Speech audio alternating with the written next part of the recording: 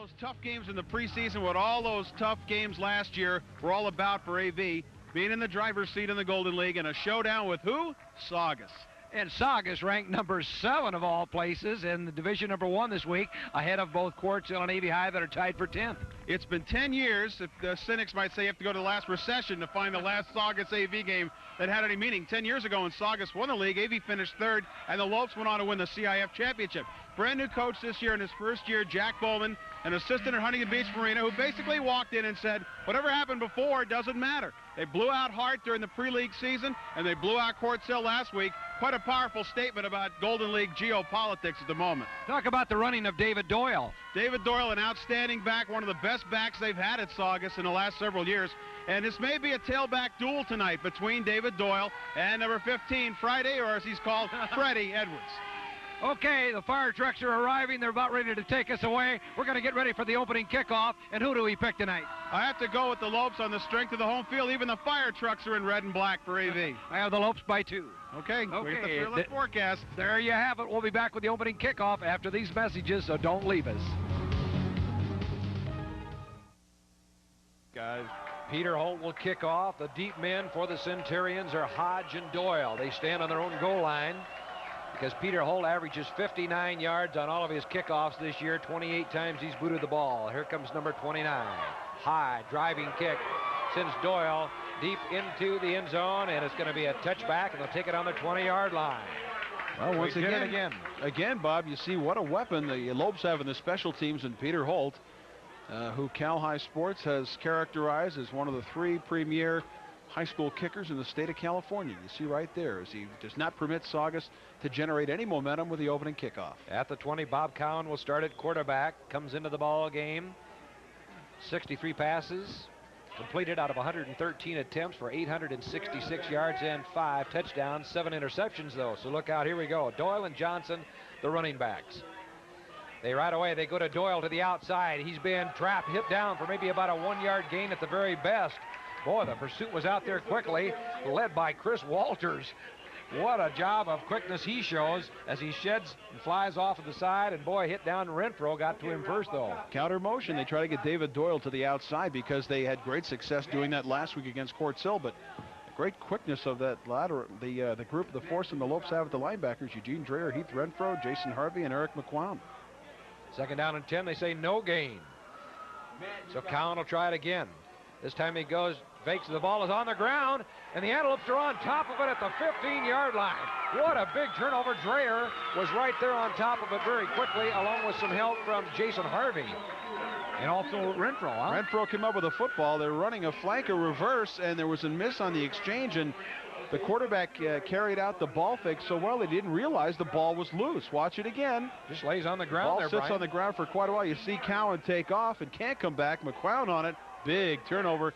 Lopes in tremendous condition. 1st down deep in Saugus territory. Man, oh man. Just inside the 15, call it the 14. 1st down. Hilton at quarterback. They have Acosta and Freddie Edwards are the running backs.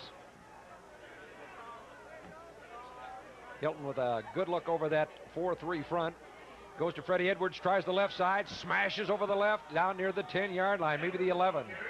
Quickness over there by Jeff Minta, the outside linebacker, 6 foot, 195-pounder with the wrap. Well, Saugus knows a bit about controlling running attacks. He did a great job against Quartz Hill and Eric Thomas last week, and they will really be tested again.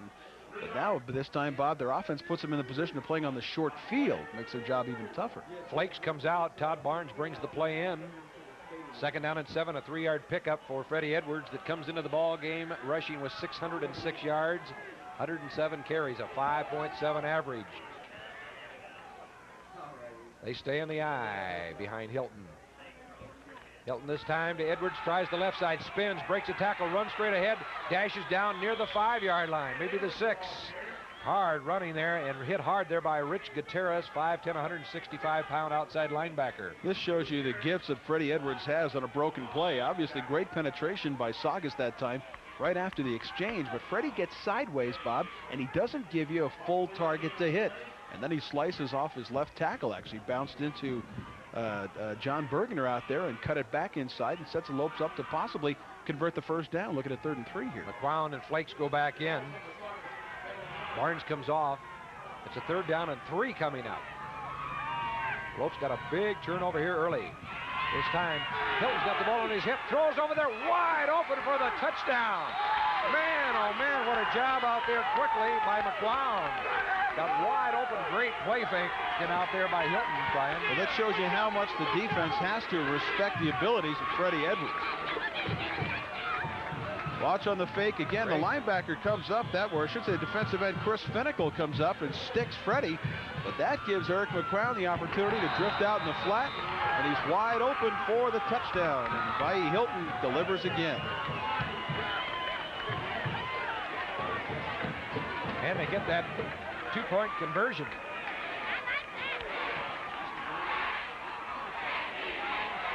So the score is 8-0. And boy, I'll tell you, did they pull a razzle-dazzle early on us right there, Brian, to pull that off, to get the two-point conversion. Well, you have to respect and credit the aggressiveness of Brent Newcomb as they catch Saugus back on their heels after the touchdown, as they were suckered on the touchdown pass, and then they keep them back on their heels again and tack on another deuce. Man, oh man. Okay, Mike Fasati gets that two-point conversion. Boy, what razzle-dazzle did Brent Newcomb pull off right there. Freddie Edwards to Fasati.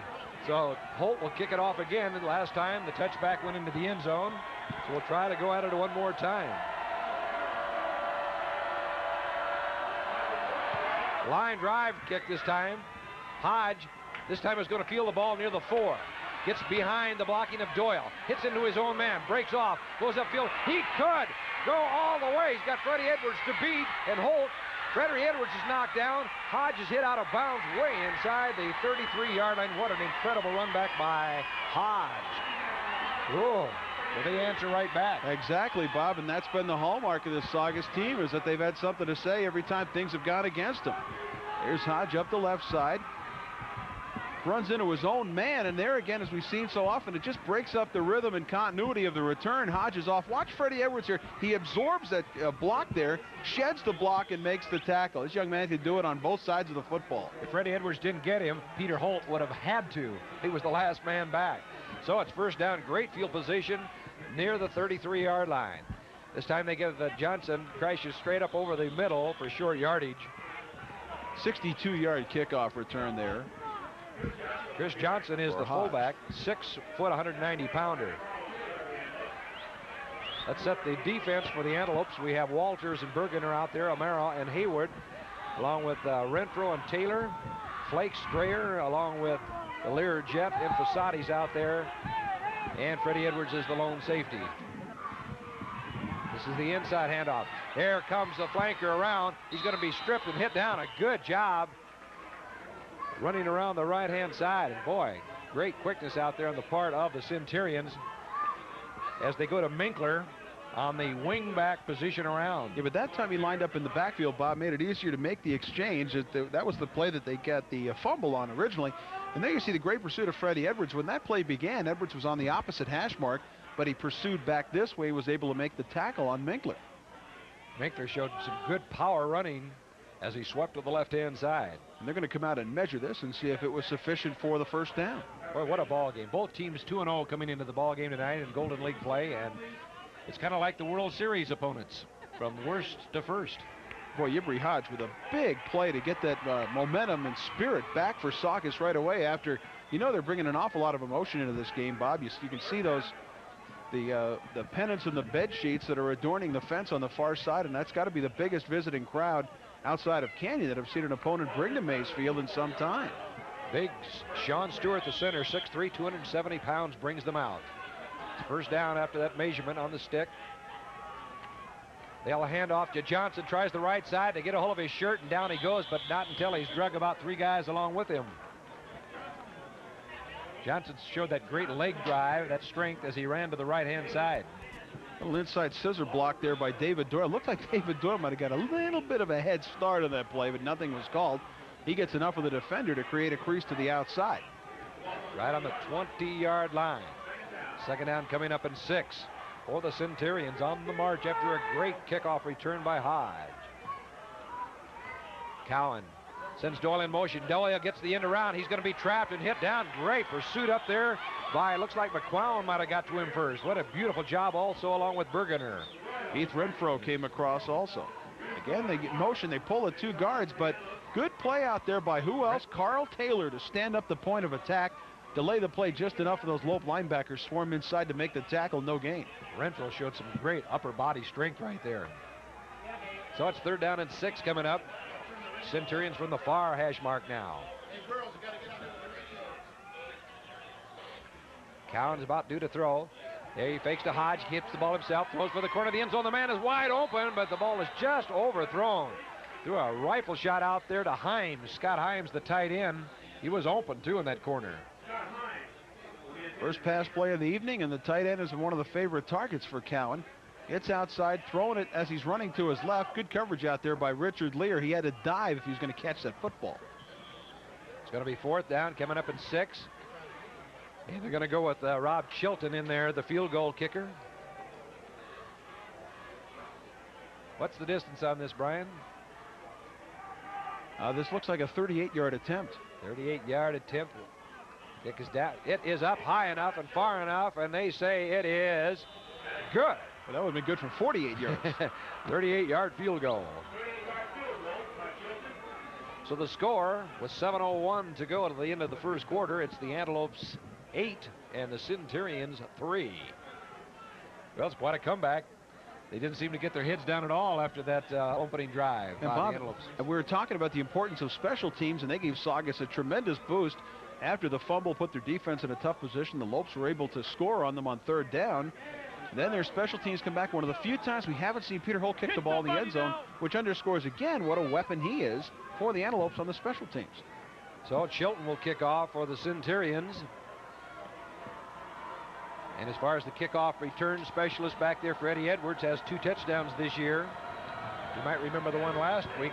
It went for about 100 yards. Well, Rodney Flakes is back there too on the near side, and he has an 86-yard kickoff return. The last time we saw the Lopes on the game of the week against Palmdale, he took the second half kickoff back 86 yards for a touchdown. There's Freddie Edwards. Flakes, by the way, has the best average, 50 yards on his returns. And Edwards, by the way, is 39.6. Dreher, 20.4. So those guys really run that ball back. So we'll see what happens. They stand on the goal line. Edwards and Flakes, dangerous return men. Big crowd on hand here at Mays Field tonight, as Rob Chilton had a 38-yard field goal moments ago to kick off. It's a high one. Freddie Edwards circles under it near the 4-yard line. Gets in behind a wall, fakes off to Flakes, keeps the ball himself, tries to go outside, going nowhere, hit down near the 10-yard line. Should have handed it off, I think. Oh, if they Lopes run this play an awful lot, and I wonder if it's counterproductive because you give the pursuit team time to get down. And certainly Saugus scouted the game against Canyon last week where Freddie broke a big return off precisely this type of deception here as he huddles with Rodney Flakes. They talk about it. They know Freddie's going to keep the football.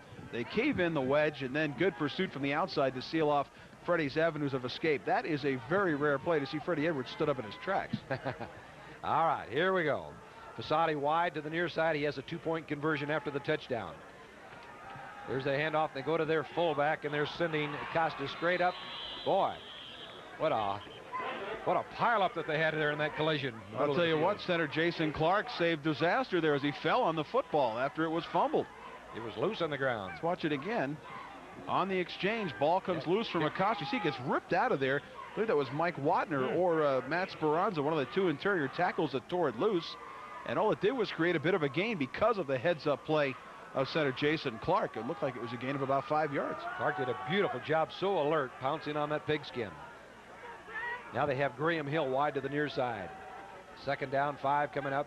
It's time Freddie Edwards over the left-hand side. He is in the clear. He could go all the way. Edwards will score. Incredible, his 11th touchdown rushing this year. No flags are down, and boy, Brian, that guy has some speed. Well, there's Friday Night Freddie. 85-yard, let's call it an 84-yard touchdown run. Simple delay off the left side. They create the avenue. Watch him create some separate right there. He gets away from cornerback Scott Johnson, who had the angle on him, and Freddie was gone. Scott Johnson looked up and he said, Man, that guy is a jet. Bob, I believe that is the 8th touchdown of Freddie Edwards' career. There's Peter Holt's placement, which was 80 yards or better. That's the type of player he's been. And it's good. Hey, by the way, what we should do is back up a little bit here and give credit where credit is due. Mike Hall was the one that threw the 2-point conversion to Fasadi earlier, so we want to make sure he gets all the credit for that.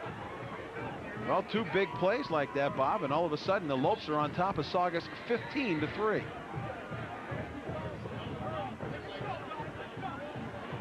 Exciting football here at Mays Field. And of course the winner tonight will be 3-0.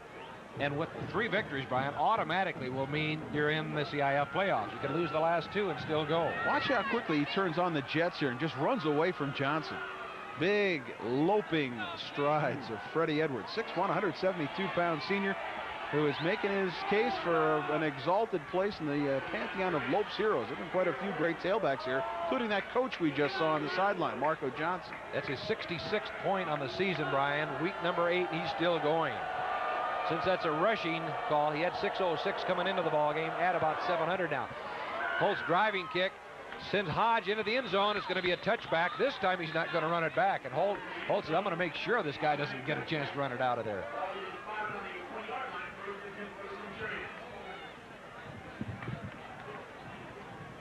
So before the night's over, Freddie Edwards will be well beyond the 750, maybe 800-yard rushing tad this season. And as advertised so far, Bob, an awful lot of excitement, a showdown between these 2 schools, and what a great, wholesome, clean rivalry this is tonight. Awful lot of good, positive energy on both sides of the field. And the Centurions with a new coach this year. Outstanding job in his rookie season. There's Cowan, swings it out. Looks like it might be Hodge over there. Hodge is going to be held out of bounds after about a 7-yard gain. Hodge, boy, he's elusive and very dangerous. Well, obviously, they just want to get him the football on the side of the field and give him a little bit of room to operate. We've seen how elusive and quick and inventive in the open field he is on that 62-yard kickoff return that led to the field goal for Saugus. There was a fumble on that play, Bob, but it was after he had crossed the out-of-bounds stripe. Mike Cruz comes wide to the near side. Hodge is in the slot next to him. Watch out for these guys that get caught up in one-on-one. No, they're going to go to Johnson. Johnson straight up the middle. He turns it back up, and he'll have about a 3-yard pickup. About the 29-yard line where they bring him down. And there's Chris Walters around the ankles on the right side of the screen there, number 41, who was AV's most valuable player in the win over Palmdale, or at least the A1 trophy pick 2 weeks ago, as he had a big game against Palmdale with a fumble recovery and also a blocked punt, which led to 14 points for AV. 3rd down and 2. They're at the 29-yard line. Carl Taylor, of course, helped. Johnson again. This time he runs it straight ahead. He has the 1st down. He just bowls his way upfield. The Antelopes took about 3 guys to bring him down. The Clown was over there along with Carl Taylor. Nice job by Bobby Cowan of varying his cadence there, Bob, because they had been going with the long count before. As they came to the line of scrimmage, a couple of the Lopes were yet to assume their 3-point stance. So Cowan simply snapped the football, and away Saugus went, had the jump on the Lopes, and got a nice gain and a 1st down out of it. 4:48 to go. We're still in the opening quarter, and it's 15-3 Antelopes. Cowan pitches here to Doyle. Doyle tries to turn the corner. He does. Hit down at the 45-yard line. Boy, he had a real sharp cut, and the Antelopes got over there with some real quick pursuit. The jet, Richard Lear, was there quickly along with some other help. You see there as Doyle comes around the corner, simply runs away from Chris Walters, and a nice job of getting outside by tackle Deke Pike, number 66, to throw a block out front, pickup of 7. Walters showed some great speed outside, and also Mario Amaro and James Haywood. Bergener and Walters out there as well. And a flag goes down. Scott Himes forgot the snap count, the tight end on the near side of the screen. That'll cost Saugus 5. Those are the kind of mistakes they really have to avoid. That they're going to have enough trouble moving the ball in the Big Red tonight, just playing their best football, but they cannot put themselves in a hole and cost themselves 5 yards with mistakes like that. They have to keep their poise at this stage of the football game. And how often have these kids been in this situation? This is new territory for Saugus. Back to the 40-yard line, just inside, call it the 39.5. 2nd down and 5 coming up. This time they'll go off. Johnson is trapped in the backfield and hit down. Great hit up there. Looks like Carl Taylor might have got there first. Well, Carl Taylor figures I've won a statue lately for the game of the week. Young man who really has had some stellar efforts both ways on the Jones Intercable High School game of the week the last couple of years. A senior who doesn't even come off the field. Offense, defense, He'd be out there chasing guys on the kick right. team if Brent Newcomb would let him. And there's Brent Newcomb in the background. There's Marco Johnson. The young man we were talking about 10 years ago helped the Lopes win Brent Newcomb's first CIF championship. He was a treat to watch. George Fetters also along the sideline. Yeah, Cowan's back to throw. The man is open. Caught there by Himes. He made a circus catch up the ladder in front of Fasadi. Woo. Tight end, Himes. Well, you see some of the courage of this young quarterback, Bobby Cowan. Watch him step right in. I think, Bob, nice catch out there by Himes to go get the football for a first down. Cowan was shaking his hand as he watched that play conclude. I think on the follow-through, he might have hit his passing hand, on one of the helmets of the on-rushing lineman. We'll see if that might affect his mechanics here. All right, it's going to be first down with 3 minutes to go. This time Doyle has it. He's hit in the backfield, and down he goes again. It's Taylor. Carl Taylor, 6 foot, 253 pounds. The second straight vicious hit. Ooh. Doyle looked up and he says, man, what was the name of that truck? I think he was convinced Carl Taylor lined up in the backfield with Saugus. Friday Night Freddy. We got to come up with a nickname for Carl Taylor now. Another tailor-made defensive play. I'm going to call him the Tank. Carl the Tank Taylor. Whistle might have blown it dead. Yeah, they didn't get the play off in time as Cowan was going to roll out and look for his wide receiver downfield. Well, we're talking about the guys that are throwing the flags and blowing the whistles out there, Brian. Referee Lynn McClung, umpire Art Salazar, Howard Horn is the head linesman, line judge Mike Meserole, and Doug Lloyd is the back judge. There's your referee Lynn McClung, and Art Salazar, umpire, offside the call against Saugus. Art Salazar was nice enough to come by and drop off a complete table of depictions of officials' calls, so there won't be any confusion, which of course begs the question, where was the confusion before? So Art, we apologize and we appreciate your assistance. Keith Shealy out there, number 30 for the Antelopes, and Cowan setting up the screen, throws it over the middle, and the man is wide open. That's Cruz down the sidelines, and he is cruising for a big gain. Boy, did they ever catch the Antelopes napping.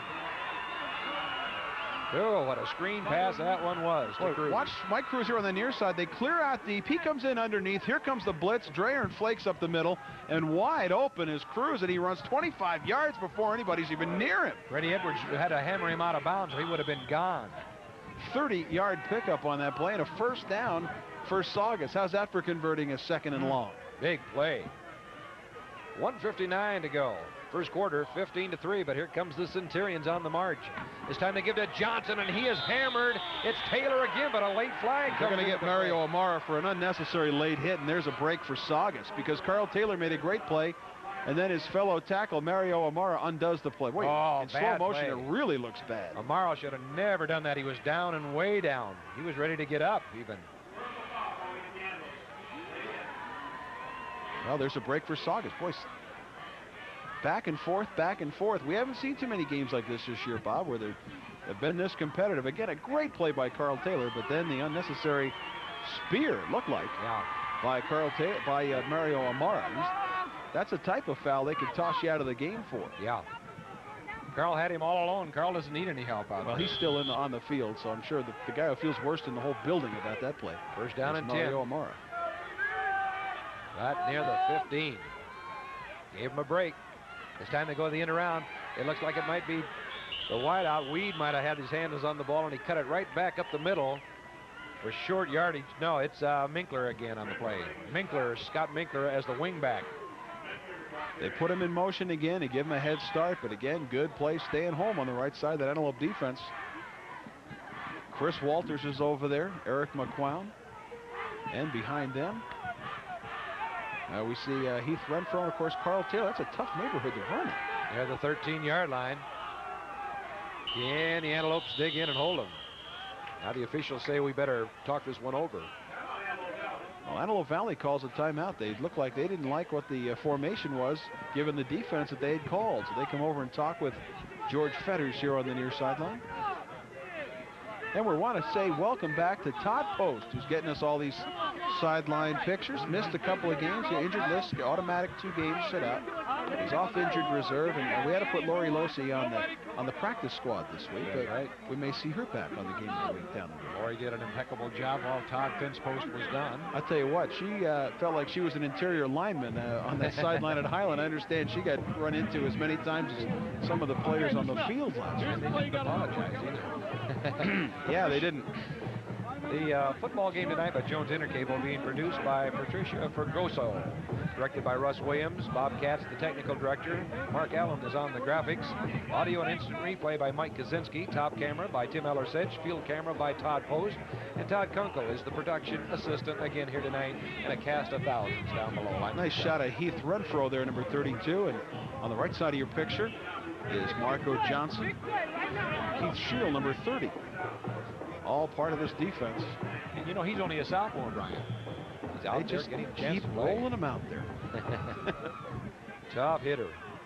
Saugus and AV in probably the biggest November game Saugus has played in a decade. It's been pretty good so far. That's right. And they're threatening right now. Thanks to a few breaks at the 13. It's 2nd down and 6 coming up. Cowan back to throw. Steps up, fires a shot. It's tipped in there, goes incomplete. He got into heavy traffic. And down there, it might have been Renfro making the tip on that. Looked like Renfro might have got a hand in there. Short drop, and a good thing that Heath Renfro got ahead on that football, because Mike Cruz had a little bit of an opening down there at the goal line. Good play by the defense. He forced that ball in there. There was about a 3-man coverage there. Oh, Richard Lear was down there too. I know that's one of your favorite players, the Chiefs. Oh, I love that get. So it's 3rd down and 6 coming up. 45 seconds left. First quarter, 15-3. Antelopes leading the Centurions. Cowan back to throw again. Looks, throws a shot over there. Caught by the tight end. Down near the goal line. Hit down near about the 3. Renfro hammered him, but not until he got his hands on the ball. It might have been Hodge out there. Hodge was there also along with Cruz. That was Cruz running that quick look in, and he knows he's going to get hammered. He's got the ribs exposed, and he puts that football away. Watch this again. Good throw inside, and bang. Here comes Freddie Edwards. And the Lear Jet up to greet him. 1st and goal for Saugus. Oh, boy. Big test for the Big Red.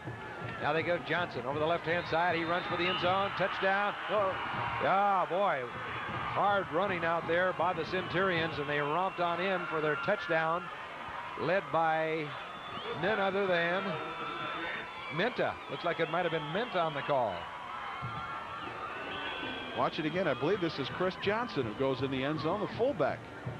Number 21 gets a touchdown, 3-yard wedge off the left side, and Mike Kaczynski confirmed it before the game. Those fire trucks are here because we've got a barn. And Chilton will try to get the point after the kick is up, and it is good. So with 10 seconds to go to the end of the first quarter, the score now, the Antelopes 15, Centurions 10. We'll be coming right back after these messages.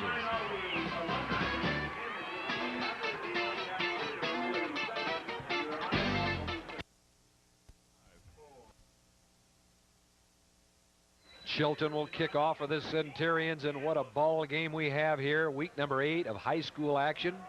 Jones Intercable bringing you all the action here tonight from Mays Field in Lancaster on the campus of Antelope Valley High School. Rob Chilton has a field goal, and the points after will boot it away. Flakes and Edwards on the goal line. Chilton hits it a high driving kick. That's going to sail out of the end zone. Touchback, and the Lopes will take it on their own 20. Oh, we've seen the momentum go back and forth. Easily the most exciting first quarter that we've had this season on the Jones Intercable Game of the Week. And Rob Chilton responds to Peter Holt, and I guess we've got a tailback duel, and we've also got a duel of some very strong-legged kickers. Boy, they can boot them, can't they? Flakes goes wide to the left-hand side. Fasati to the near side. The running backs are Edwards and Acosta. Hilton, the quarterback, behind Jason Clark.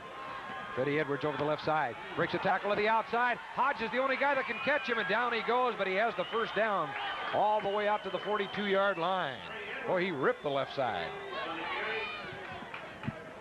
Good lead block by Acosta into the hole off the left side. But it's an ancient Lopes play. Fullback kicks out. Here comes the tailback. That time, the cornerback, Scott Johnson, had a bit of an angle. Plus, Gibri Hodge, who's got some great speed, was able to collar Freddie Edwards, but not till a catch, 22-yard gain. Bergener did a great job taking out Finkel It just turned him, hit him straight up, and then turned him to the left and opened up that big hole. That's the end of the first quarter here at Mays Field. The score, the Antelopes 15 and the Centurions 10. And like you say, Brian, this is indeed a barn burner here tonight. There's Peter Holt practicing on the sideline. In the way this game's going, Bob, it could come down to those kickers. Both he and Rob Chilton, and they each had a response to each other. What a wonderful football game. And as we say, you know, in the last 10 years, the only games of merit in November for Saugus, trying to spoil somebody's season.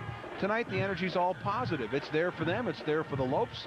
And both teams are throwing haymakers right from the outset. Or are they ever? Boy, great crowd over on the far side, too. Todd got us a shot earlier, Bob, of a number of banners. Can you remember? You've seen a lot more games here than I have.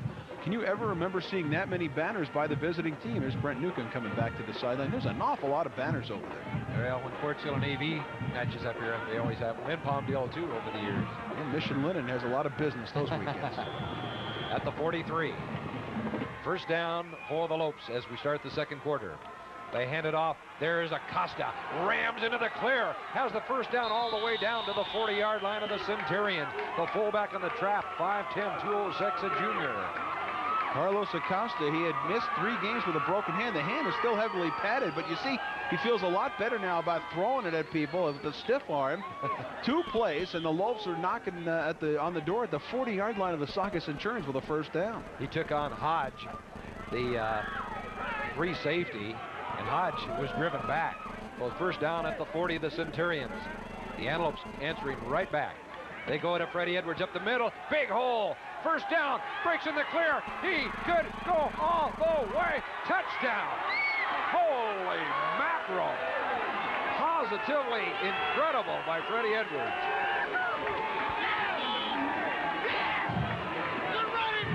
Again, the lead off the left side. Freddie breaks 1 tackle there. Watch this now. He runs right into Johnson and over him, and then he drags the other back. Jim Stevens, a strong safety, into the end zone. 40-yard touchdown, and there's a timeout on the field by Antelope Valley. Boy, I was thinking Saugus might need a timeout here to recover from Friday night fever here.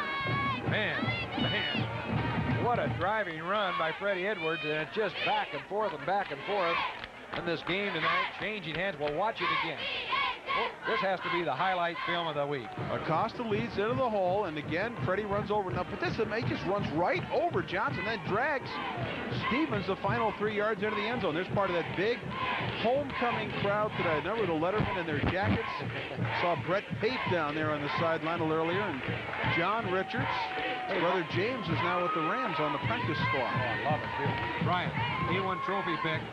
Freddie Edwards is almost running away with it here early. Of course, anything could happen. We're still early in the ball game, but Freddie hasn't gotten it so far this year in the 2 Lope games that we've covered. Yeah, but I tell you what, the rest of the Lopes may give a concession speech sooner than Jimmy Carter did in 1980 at this rate. Incredible runs. The A15 trophy tonight, because he has been all over the place. We repeat these games Saturday and Monday night, so in case you're watching it on a Saturday, make sure you catch it Monday night in case you miss these touchdowns by Freddie Edwards. 11:29 to go, and Peter Holt, they're going to go for the 2-point conversion here. Interesting. They send Flakes in motion. They're doing some shifting out there. They hand, and Hilton keeps it himself in the blind reverse and walks into the end zone for a 2-pointer. Great play faking by Hilton. Bob, I'll tell you what, the Saugus defense is so obsessed with Freddie Edwards, I wouldn't be surprised if they follow him to the Lopes locker room at halftime.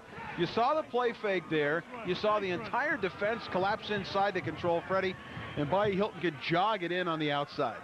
Boy, the faking there was as fine and precise as you'll find even in the National Football League, Brian. Great faking by Hilton. 2-point conversion. And with Bob, there's still 11:29 left in the first half, and we already have had 33 points in this football game. And Saugus has yet to stop this Lopes offense, mainly because when they do stop Freddie Edwards, it's because he's being used as a decoy, and that creates a touchdown pass opportunity. Earlier in the game, the Renfro, and there, the 2-point conversion try, successful by E. Hilton. And Brian, unless this is official or unofficial, that's Hilton's first 2 points of the season. Well, good time to get it. 23-10 in this showdown for the Golden League leadership between the Antelopes and the Saugus Centurions. Hodge and Doyle are deep again, and boy, these kickers are really getting to work out as Holt will go at it again. High kick. This one's going to go short, though, toward the sidelines, and it's going to go out of bounds at about the 8-yard line, so that'll cost him 5. Doyle said, I didn't want any part of that one. That'll give us all a chance to catch our breath here at least. Freddie Edwards, an electrifying night, and a night that maybe by portending, at least at this point, Bob, to rank itself among the greatest ever by an Antelope tailback on this field, and that is saying something, given the honor roll of distinguished alumni that have played that position at Antelope Valley High School. Well, in case they missed the Palmdale AV High game, I mentioned during our game that I had talked with Marco Johnson, the great of years gone by for the Antelopes, as you mentioned earlier, and I asked him to compare yourself with Freddie Edwards, and he says there's no comparison. He's much better than I was. And boy, when Marco Johnson says that, Freddie Edwards has to really be something else. Well, there's Jibri Hodge, and he's plotting something, thinking about it. And there's David Doyle on the other side. See if these Centurions have been knocked flat by these Freddie Edwards haymakers. Here's Holt goes at it again, but he might be offside. Let's see if he was. And he drives that one in the end zone. You're right, Bob. Good call. There was a flag thrown. It might have been Flakes, who was way over on the far side, was way ahead of that football, and that's going to cost the Antelopes dearly because he had another touchback to his credit, Brian. He booted it in the end zone. Well, Howard Horn saw it. Way up. Top of the screen, left side of the screen, no, left corner. Rodney. A step over, a step across the 40-yard line. Then the ball goes in the end zone, so it really didn't need him to be down there that quickly anyway. Now, let's see if Holt can drive it into the end zone again. He did it that last time with a 5-yard walk-off. This time they penalized 10 yards. Well, Brian, I know the coaching staff is just furious over a mistake like that because they say, look over there and look at that football. Make sure that that ball is gone before you cross that yard striker. Especially if by walking Peter Holt back 10 yards, he kicks it off and they get to return it a long distance after he's been kicking it into the end zone. Yeah. So here we go. But you notice that Hodge and Doyle don't come up too much further. They're still only out on about the 8 or 9 yard line. We should say, Bob, there's absolutely no wind tonight, too. Very still night at Mays Field, so the wind is not a factor, at least at this stage. Oh, this time a line drive kick, very wisely, and they're going to send Hodge deep back near his 10-yard line, goes left, gets behind Doyle's block, tries to pick up a convoy, and he's going to be hit out of bounds over there. What a wicked hit. It looks like it might have been Keith Amantia. But, Bob, there's a difference of 15 yards because of those penalties. Both of those other kicks in the end zone would have put Saugus back on their own 20-yard line. Instead, nice kick there, but the unlucky bouncer, but it kept going to the corner. Hodge might have had to let it go out of bounds, but instead he picks it up and does get to the outside around Darren Westberg. It sprawls out near the 35-yard line, so it's 15 yards farther upfield than they would have been signed by the kick into the end zone. Dreher was out there, too, to help on that tackle. So now they're all the way out at the 35-yard line. And, oh, here it comes Cowan on the reverse. He throws downfield and high. Oh, is he ever crunched by Freddie Edwards. Edwards tattooed him and turned him every which way but loose. And Himes looks up and says, what hit me? That is the kind of football game we have tonight. The tight end has such great concentration. Hears footsteps, juggles the football, gets hammered, and holds on. Freddie Edwards makes an excellent play, but Scott Himes makes an excellent play, and it's a first down for Saugus. Back and forth we go here. What a football game. So it's at the 47-yard line. Johnson over the left-hand side. He's going to be hit down as he crosses the midfield stripe. Walters was out there to lead the attack. And also big Mario Amara at 6 foot 231. Of course, Taylor got on top of him and rode him down, too. Taylor went for a ride there. I tell you what, from watching this game tonight, Bob, you can see why Freddie Edwards has one of those phone lines that's threatening to blow out a grid for GTE in Lancaster. This young man's phone, he's got to have call waiting. He's got extra calls waiting. He reminds us of Tommy Smith, offense and defense. They pitch. There's Doyle trying left. Can he turn the corner? Yes, he does. He has the first down. Going to be hit out of bounds. Deep inside the Antelope territory, but quite a sweep out there. Fasati get out there quickly to help out with Dreher. Doyle has that quickness. Watch again, they get the tackle. Pike outside the lead. Good block by Pike, and that creates the additional 10 yards of gain as he wiped out Richard Lear on the corner. I believe that was Lear that came up to support number 25. Good block by Pike, first down, and Saugus says, we're not done yet. Jason Harvey was over there quickly, too, but he kind of ran by him. 10:01 to go till halftime. It's 23-10. The Antelopes lead the Centurions. This time Johnson batters his way straight ahead, but boy, the Antelopes stay right there in the trenches and they just force him back. Boy, Heath Renfro is really putting on a job out there, as is Keith Sheely. Boy, the sophomore has been very impressive tonight, staying at the point of attack, taking on those upperclassmen, making big plays. Keith Sheely. You know, it's number interesting. 30. Excuse me, Bob. I was just going to say he's 6 foot, 185 pounder. Good size for a sophomore. And sent up from the sophomore team. Boy, that's really something, too, because they didn't even have a number 30 on the roster here tonight until he came in. So it's going to be second down coming up, and they still need 8. Oh, Cowan doesn't like what he saw up there. It looks like the Antelopes are going to throw like about a 6-man front at him. The blitz was about ready to come. It looked like they had the wingback deployed in the backfield, and they weren't going to be able to get anybody out in the pattern. Well, Brian, we've had such a hectic schedule the last 8 weeks. Where are we going to be next Friday night? Next Friday, we will have the Palmdale Falcons and the Quartz Hill Rebels from Nicholson Field. I haven't seen the Rebs for a while. The Rebs and Palmdale. By the way, at halftime, Jeff Biggs will update us on the game between Canyon and Jeff Williams' Palmdale Falcons tonight at Rewer Field. So it's Santa Clarita all over the place in the Antelope Valley tonight. Canyon is playing at Palmdale, and Harry Welsh looking for his first win. And, well, the best we can do is hope that he doesn't find it in the Antelope Valley tonight. I hope so. I hope Jeff Williams and the Falcons. Well, what a really sweet. Oh, that would be a sweet first win, wouldn't it? Wouldn't it be great? And then in 2 weeks, Bob, we'll be back here for the annual morality play, the neighborhood epic, Antelope Valley and Quartz Hill here at Mays Field this year, trying to break a 2-game losing streak to Quartz Hill. That's what the Lopes will be doing. All right, it's second down and 8 with 9:22 till halftime. Great first half. Freddie Edwards show. Live and in color. Cowan goes back to throw. The rush is on. He's hammering. Throws. Caught. Whoa, man, by Doyle. How did he get open in that seam?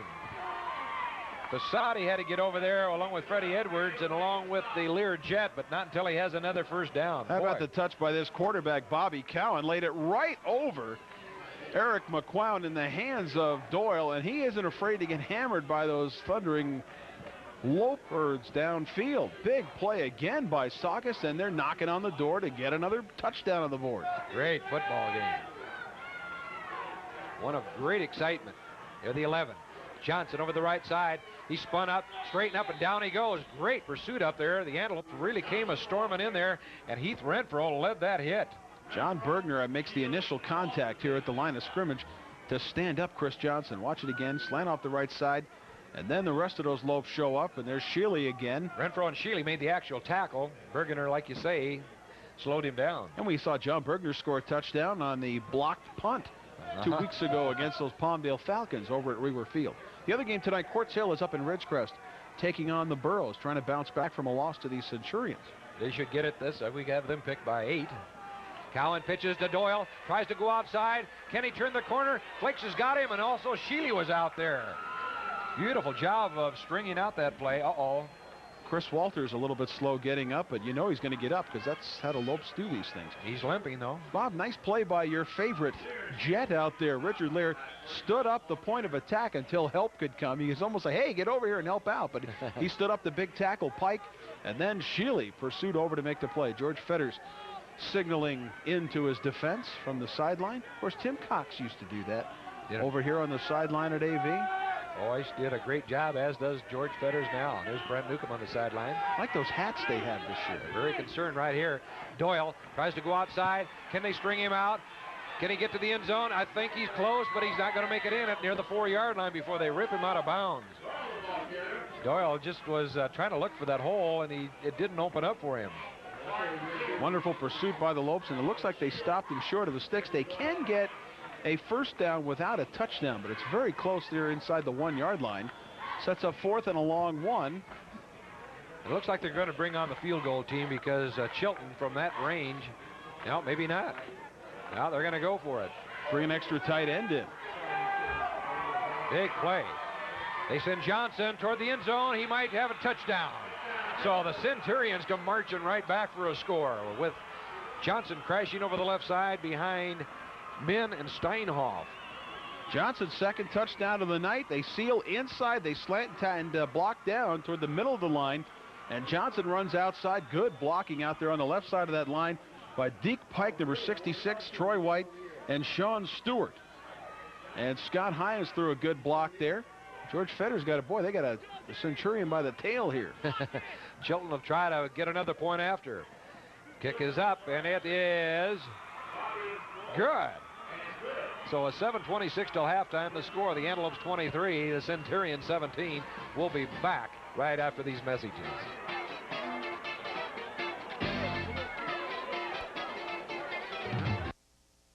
Flakes and Edwards are inside their own 5-yard line. They'll await the kick from Rob Chilton. He boots a line drive kick. Flakes goes over, catches the ball on the 1.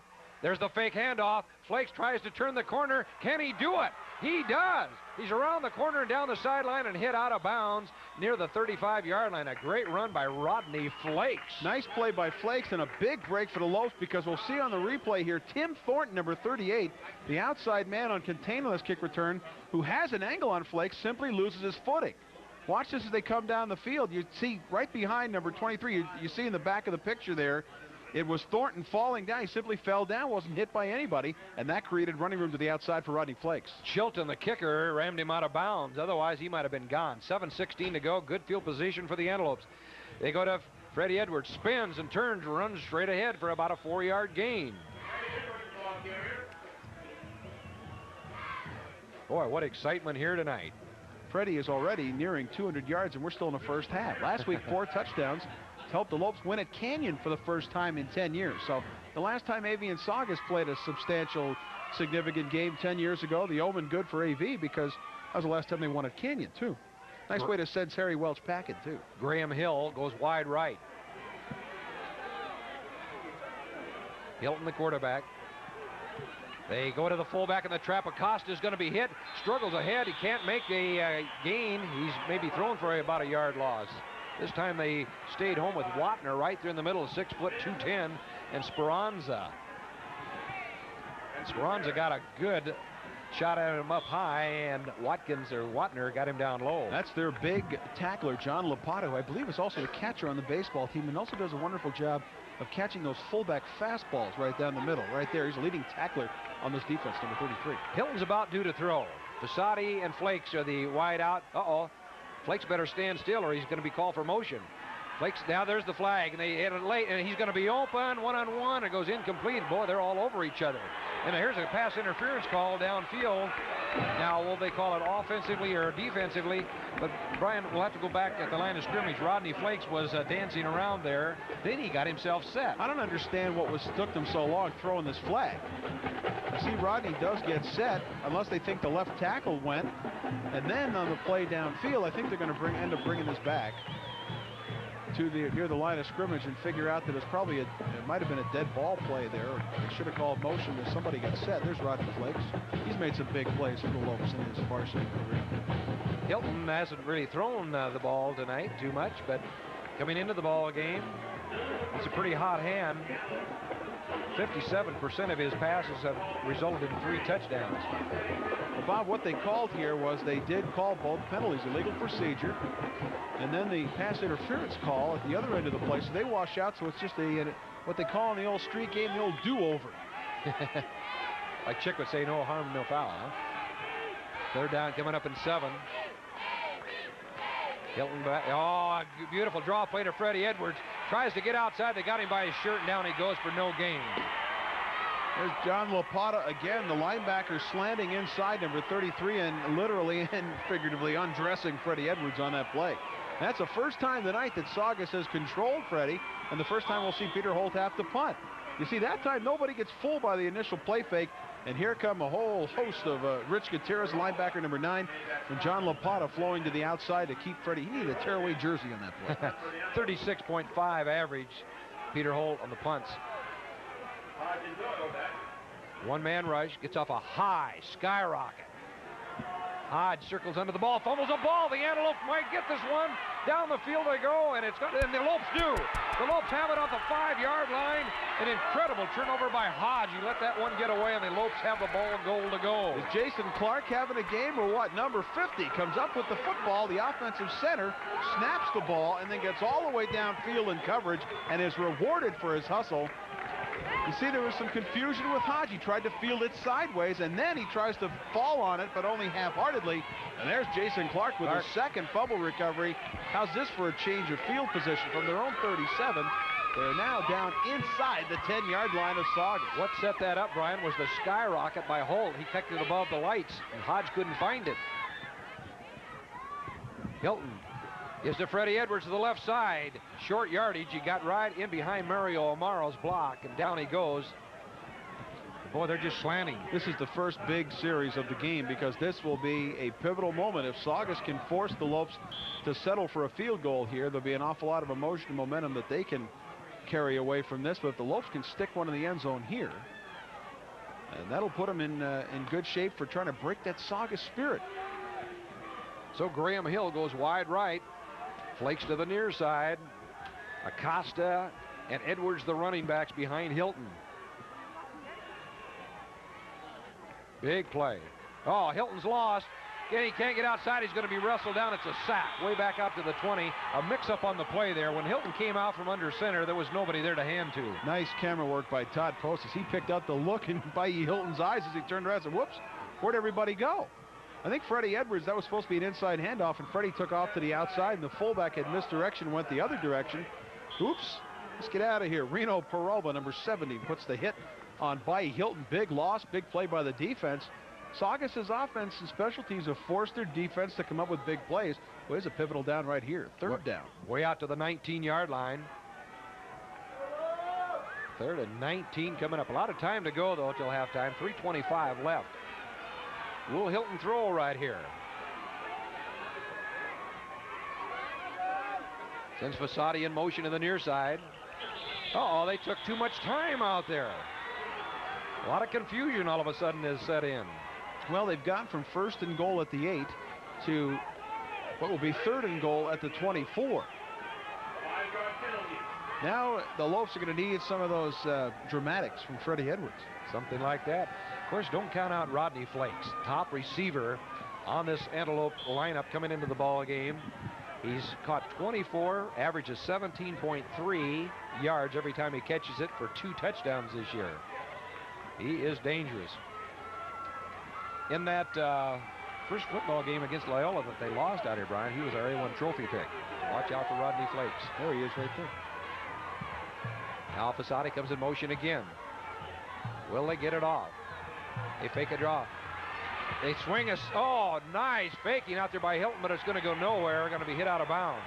Took a little bit too long developing, and it looked like it might have been McQuown out there on the reception. Eric McQuown on the throwback screen to the right side, and I'll tell you what, Saugus is lucky that John Lapata doesn't get flagged for unnecessary roughness. You see Peralba come up the field. They just couldn't get Carl Taylor outside fast enough, and then watch 33.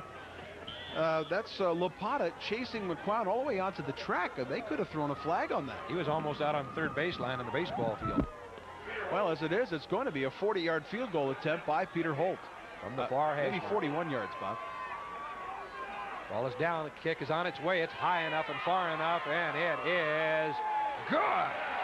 Holy mackerel. So with 3 minutes to go till halftime. The score now, the Antelopes 26 and the Centurions 17. Don't you leave us. We'll be right back. Field goal by Peter Holt was set up on that Hodge fumble after the punt by Holt. What a night we have of statistics. Send along your way after halftime. Holt to kick off. High kick.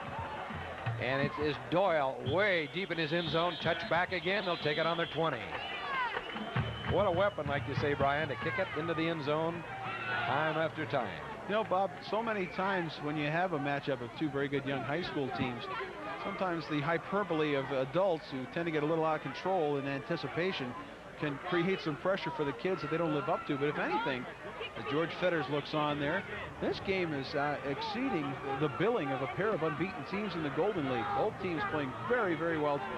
Dreyer and Fasati moving up in tight. We might have a blitz coming from this near side. No, Cowan's back to throw, so they'll drop off. He throws over. The man is open. It's Doyle. He makes the catch and hit down. Doyle got himself wide open as he lined up in the backfield and delayed coming out of there. Boy, Cowan put it right on the money. 24-yard catch. Doyle simply circles up the sideline as the inside receiver clears out deep. And then Richard Lear has to come over and react to the outside man, but not until a gain of 23 yards and a first down at their own 43-yard line. Spectacular football game. The adjectives are adding up, Brian. What a game. Okay, now this time we have Cruz over here with Hodge in the slot. First down.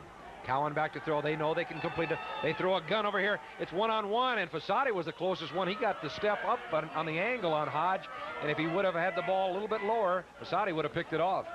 I think I should say Bobby Cowan, number 8, you see him there a little disgusted with himself, would like to have that throw back.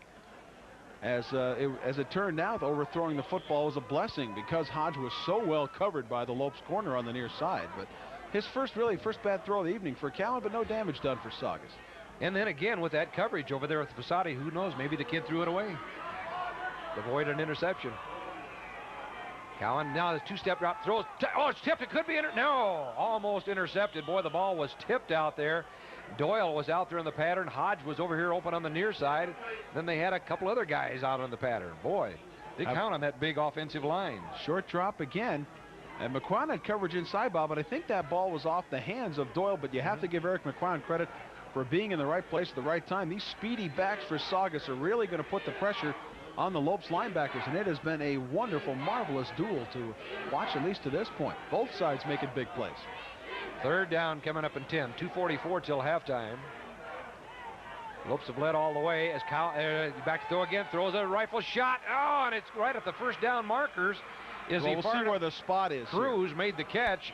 That's a bad spot. Actually, now he's looked like he's marking it for the first down. That was right on the sticks. How's that for knowing where you are on the field in a third and long situation? For a young Great play by Mike Cruz to run the cornerback off, come back and hook right onto the spot where the first down was needed, and then hold on to the football and get rocked, but get the first down.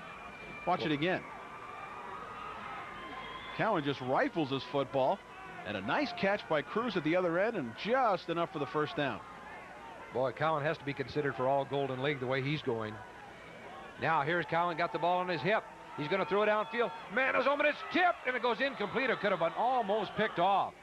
It looked like downfield, Dreyer was the closest man that almost came up with a pilfer there. Bobby Jason was the intended receiver. They roll a pocket outside. Their throw is a bit high. Dreyer in coverage, and he comes over to finish off the receiver. Good play on defense by Dreyer to make sure that receiver only gets one crack at that football. So it's going to be second down and 10 coming up. 2:11 till halftime.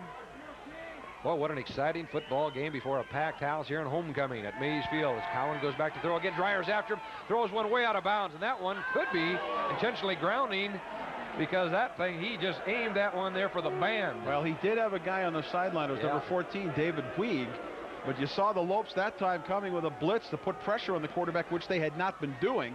Eugene Dreyer had the blitz from the near outside, and it was enough to force the quarterback to throw it away. Watch it again. Here comes Dreyer. There were two backs in the backfield to pick him up in protection, which means there are only 3 players out in the pattern, and good coverage by the Lopes. Third down and 10, 2:06 till halftime. Cowan fakes to Hodge, rolls right. He's got the wide open downfield, throws, a man is there, but he can't connect with him. Looks like Cruz was in the corner, and boy, I'll tell you, he could have connected with him if the ball would have been on target. I think Doug Lloyd was about the best receiver that would have had a shot at that, except he's the official deep downfield, watching for pass interference. Hey, does this Cowan have a rifle arm or what? He reminds us of Elway. Well, I understand that when Saugus talks about the roots of the success of this season, it goes back to the success they had last summer, Bob, in the California High School Passing Leagues, and certainly Bobby Cowan, a big part of that success, and this is the first time that Saugus has had to punt, and we're just 119 seconds to halftime. Minkler back to punt now for the Centurions. One man back, and here comes one-man rush, and Freddie Edwards going to field the ball out near his 10. Struggles ahead, going to be hit down out near the 24-yard line. Ran it straight back ahead, just getting some valuable yardage on the punt return. 30-yard punt and a 8-yard return by Freddie Edwards. That beats his average. He averages 6.3 yards in each one of his returns this year. He's returned 7 for 44 total yards. I'll tell you what, if I'm wearing a Saugus uniform, every time I see 15, I'm having nightmares. I'm into seizures of fear. We'll see what if now this is the type of big play threat you have with a Freddie Edwards. Get the football in his hands, and he can make something happen. Flakes wide to the near side at the 23. Freddie Edwards cuts outside, turns the corner. He's got one man to beat. He's going to be hit down near the 45-yard line. Boy, he's well over 100 yards now, Brian. Well, he's knocking on the door of 200. That's a 21-yard gain right there. And with Peter Holt's leg, Bob, you're talking about AV with an excellent opportunity to tack on points here. Look at the way he slid to the outside and just turned the Jets on as he went around the corner. Well, he made a nice play. He sets up Chris Finnicle, number 39, the defensive end, steps inside. The defensive end steps to the middle of the field and then busts it to the outside, and the defender trips over his own feet trying to get back to the outside. Hodge. You got to like, you have to like the instincts of a back. Freddie Edwards sets people up for these plays. Hodge made the tackle out there, otherwise he would have been gone again. Right at the 45-yard line. A little bit of movement. Do they catch it? Hilton steps up, rolls out, throws, man's open. Fasati, it goes incomplete, just out of his reach. Hodge, excuse me, Bayi Hilton paid the price at the other end of that throw. He was hammered. There's the play fake. They blitz, so he has to step to the outside. And it's John Lapata, that linebacker out there. Boy, looked like that ball fluttered on Mike Fasati. He thought he might be able to just cradle it to his chest. Fasati was hit on the ground, Brian. We could have had a flag right there. Intended defender down there just really put a hit on Fasati right while he was down on the ground. Looks like the Lopes would like to call it a timeout here. 1:20 till halftime. 26-17. Boy, we've had an exciting first half here, Brian. Best game of the year on Jones Intercable. We can only hope that they get, there's Bayi Hilton coming to the sideline. We'll see him again in that red jersey in 2 weeks when the Lopes host Quartz Hill. We can only hope, Bob, that the games keep building from here, right on through the end of the league season and any playoff activity. And we'll be right here on Channel 3, Jones Intercable, beginning November the 22nd. Garrett Dow comes out, 6'1", 185 pounds. We're just in on that last series, so Fasati back in, and Flakes lines up right at the line of scrimmage now. Flakes is almost lining up as a tight end. Let's see if he splits out.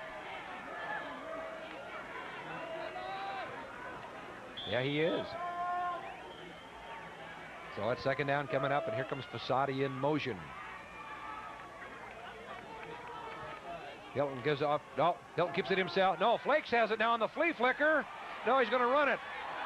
Down the sideline he goes, and oh, Doyle necktied him out of bounds. And let's see if we had a face mask over there. No, I think that was a legitimate tackle. He got him around between the shoulder pad and the neck area and simply threw him to the turf, but not until a gain of 20 yards by Rodney Flakes. I think he wanted to throw this ball.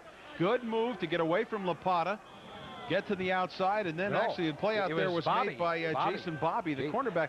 But because of Peter Holt, Bob, you're getting into Peter Holt's range right here. A minute 12 left in the first half, and that gain was 22 yards by Rodney Flakes. Another big play by the Lopes. Graham Hill to the near side. Dreyer way over here to the near side. Boy, they got something up right here on a first down. Hilton, Freddie Edwards up the middle, breaks a tackle, breaks 2 tackles, runs for the end zone. He's gone. Holy mackerel. What a first half by Freddie Edwards, and of course, we'd be crazy to say on the A1 trophy pick there's anybody else that has a chance, Brian. Well, we might have to give him 2 A1 trophies. How's this for a move? One break, 2, 3 tackles, 4, 5, 6. Broke touchdown. 6 33 tackles. yards for Freddie Edwards, who I believe, I'm going to go check the stats on the commercial. He's got to be near 200 yards for the first half. I'm sure he's well over that. So Peter Holt will try to drill a point after, and we've had about the most incredible first half of football you'll ever want to see. It's down. The kick is up, and it is good.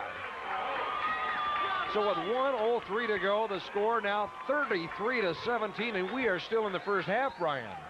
Freddie Edwards with touchdown runs of 84, 40, and 33 yards in the first half. Bob, just on his touchdown runs, he's got 157 yards. Brian, anybody that got in free tonight better go back to the gate and pay again. It's well worth the price of admission. Make a donation to this football program out here. Friday night in Lancaster. That's what they talk about in the fall. It's Friday night activities out here for the Big Red. 33-17. And Freddie Edwards, I think we're looking at the dancers who'll perform at halftime. They're even left a little numb by this performance. I'll tell you what, he's got some moves that they might be able to pick up on. Well, he's breaking all records here tonight. You go down through all the legends that have been here at AV High as the I-backs, and boy, this guy is going to be ending up topping them all. And keep in mind, last year's season, he didn't play part of the season. Disciplinary reasons. And he played quarterback for part of the year, too, and he still ended up with a huge year running the football. So the Centurions say, what do we have to do to catch these guys? Circle the wagons, they say, and the Antelope. They better kidnap number 15. Holt, a driving kick. It's kind of like a knuckleball, and Hodge lets it bounce right by him into the end zone for a Just a touchback. miscommunication right there between Hodge and Doyle. That was a ball that could have been returned. So it goes as a good touchback type of a kickoff for Holt again, which he didn't deserve that time. You know, Bob, the nice thing to report about Freddie Edwards is he is a fine young man. Yes. He's very well mannered, and to be quite honest, that hasn't always been the case with some of our neighborhood high school football stars, but that just adds that much more luster to the story of this young man, is that he is it's the fine football player starts with a fine young man, and that's good to know. We need some more fine young men. Well, he had 60 points coming into the ball game tonight, Brian, and we'll have to have a calculator out here and a computer, I think, to figure out all of his points when it's over tonight and his yardage. Here's a good shot of Freddie Edwards talking with George Fetters. There's Brent Newcomb. Nuke used to talk about Tommy Smith as a man among boys over here, but the way this young man can take the course of a football game into his own hands, I think Tommy may have to move over in the old Lope Pantheon. Well, Freddie, the X-15, just blasted off, boy, and landed on the carrier, and he's down again. I'll tell you what, if I was looking at X's and O's, I think I'd just totally focus on X-15. There's a look at Bobby Cowan as Jack Bowman is out talking with his football team, and the important thing here for them, not to lose poise, not to make a mistake deep in their own territory with just 63 seconds left. We'll see how Saugus plays this, whether they just want to get to the locker room at halftime and try to figure out some way to deal with Freddie Edwards. The way Cowan's been throwing this ball, I wouldn't be surprised he'll come out gunning. There he is, dropping back to throw. Throws down for the corner, and now it's going to go incomplete. Dreher, he had dibs on that ball. He says, I got that all the way in my sights. I think Cowan was just throwing that away, and he was hammered at the other end of the play as David Doyle had turned up the field, and Cowan simply lets the football go, and Carl he gets Taylor. a face full of Mr. Friday Night Game of the Week, Carl Taylor, Route 66. McAdamized him down there. So we have 58 seconds to go. Now, after he is definitely shaken up, Brian, on that. It'll be interesting to see whether he has enough composure to even throw the ball. He might just hand off the rest of the way now. Of course, he could be decoying him. Who knows? I don't think you can fake it when Carl Taylor falls on you, believe me. So Cowan has one setback behind him. He's going to throw it. He's got it. He throws it over the middle. Oh, it was Doyle. Doyle had it slip through, but right there, McClown and a few other guys, they wanted a piece of that action. Jason Harvey was there, and Heath Renfro also. Boy, those backers have had a terrific game tonight in coverage for the Lopes. 53 seconds left in the half, and again, they're in a situation now, Bob, where they're 3rd down and 10, and if they have to kick this football away, that's another chance for number 15 to get his hands on the ball. Boy, and is he ever dangerous on punt and kickoff returns. He's done better on kickoff returns this year than he's done on punt returns, but still very good. Both stats. There he keeps the ball on his hip. Cowan's going to throw. Tip goes incomplete, and boy, what a hit. Heath Renfro put on the intended receiver just when he was up off of the ground a little ways. Scott Himes, the tight end, curling across the middle for the first down yardage, but I think Renfro's getting smart to his schemes here. Really makes him pay for getting his hands on the ball. Watch it again, play fake. They roll the quarterback outside with a moving pocket. Throw is high, and then Renfro says hi. Renfro has to be a pro name. A guy like Heath Renfro, that's a great name. Big-time college name and then into a pro career someday with that name. All right, back to punt is Minkler. He booms one downfield. Freddie waiting for the ball at the 47. Goes right. Jitterbugs to the right. All over the sidelines. Hit out of bounds at the 45-yard line of Saugus. 32-yard punt and a 7-yard return by Freddie Edwards. But again, the ball starts on Saugus' side of the 50-yard line. The Lopes play on the short field. And with 42 seconds left, Bob, we'll watch this punt again by Minkler. The Lopes are looking at maybe moving the football 20 or 25 yards, and then Thunderfoot Peter Holt has a chance to tack another tray on here before they go to the locker room. Well, you know what Brent Newcomb's saying over to the guys on the sidelines? We don't want to take any prisoners out here. I tell you what, I bet the Lopes would like to have a three-point shooter like Peter Holt on their basketball team. Costa gets out in time. Westberg will alternate in and out with him. Here's Hilton back to throw. He's being rushed. Can he break loose? He does. And he's going to be hit down for the first down, very close to the first down. Now he still needs about 4 yards more. Boy, Hilton really took a gamble as he tucked the ball away and went right upfield, right up the middle, right into the thrust of the... It's like pinball here. There's one hit, 2, 3. Very elusive young quarterback. Hilton back to throw again, steps up in the pocket. No, steps back. The man is wide. Oh, and what a job defensively out there as he had his Jason Bobby. Oh, nice play by Bobby to side adjust to that football. Varsity had a step on him. He stepped up the field to support against the quarterback scrambling, and then again, by Hilton. This is a very poised, composed young man. Only 1 second left in the half here. Hey, they're lining up for a field goal, Brian. Why not? 57-yard try by Peter Holt. No wind. Well, this is going to be something else. Hold on to your hats here. Or hold on to your hats. The kick is up. It's long enough. It is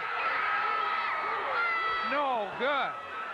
Where did it miss? We thought we had. It just faded to the left, and there's the end of a cardiac first half from Mays Field. And the score, 33-17, the Antelopes lead on homecoming over Saugus. We'll be coming back with our halftime show. He had the distance and everything.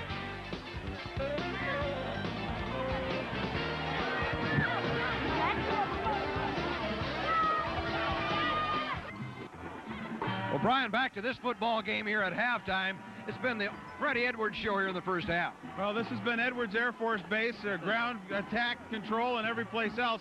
Saugus obviously has to come up with some answer for number 15, but Canyon didn't last week. A lot of teams haven't. That's the key to the ball game for Saugus, is they've got to find some way to keep Freddie Edwards from killing them.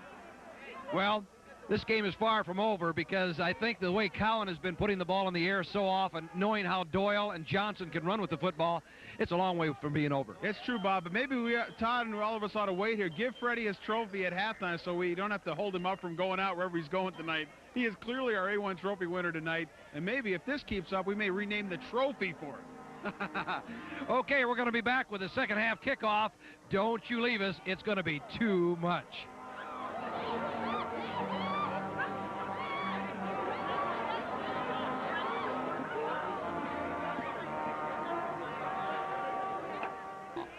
As Varsity comes in motion to the near side, we're underway, play 1 of the second half. Freddie Edwards gets the call over the right side, pushes his way ahead. He's all the way out close to a first down. Man, what a trip. Just slanted to the right, and he got him in behind the bull, and the pulling guards are both out in front of him. Look at this convoy now. Well, Freddie Edwards can hit you with the slashing running. He can hit you with the speed, and then when you figure you've got him cornered, it takes 3 of you for a ride. Jeff Menta simply grabbed onto the hip pad and was dragged 4 yards. Freddie just short of a first down, a gain of 9, and over 220 yards rushing for the evening. Flakes wide to the near side, Hill to the far side. They need less than a yard for a first down. Now they have Hill coming back to the near side again.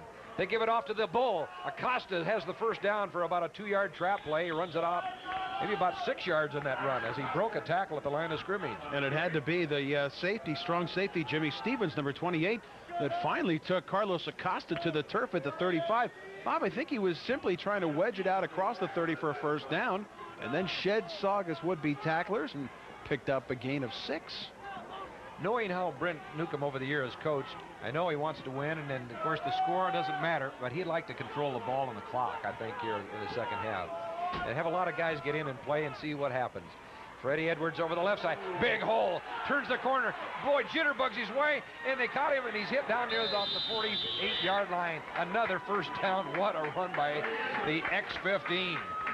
Well, again, vintage Freddie Edwards. You see, the cornerback, Scotty Johnson, number 22, comes up to meet him around the 45 after first down. Now watch the way he sets Johnson up for the inside move. Dips to the outside. When the defender steps that way, cuts back inside, and then for good measure drags him another 3 yards. Freddie Edwards on that play with a gain of 17 yards. He's over 235 yards for the evening. He might hit 300 tonight, Brian. The 48. This time the trap play to Acosta up the middle. Boy, he bowls his way down for about an 8-yard gain. What a horse this guy is. Well, you're having to call an awful lot of defensive backs' names. That was Ibri Hodge, number 4, that had to get him around the ankles, and coming over from the cornerback spot or defensive end was Chris Finnicle, number 39. But not until after these Lopes backs blow well over the line of scrimmage and pick up big yardage. That was a gain of 8. Second down coming up, and Carl Taylor comes back in as the right guard, 6 foot, 253 pounds.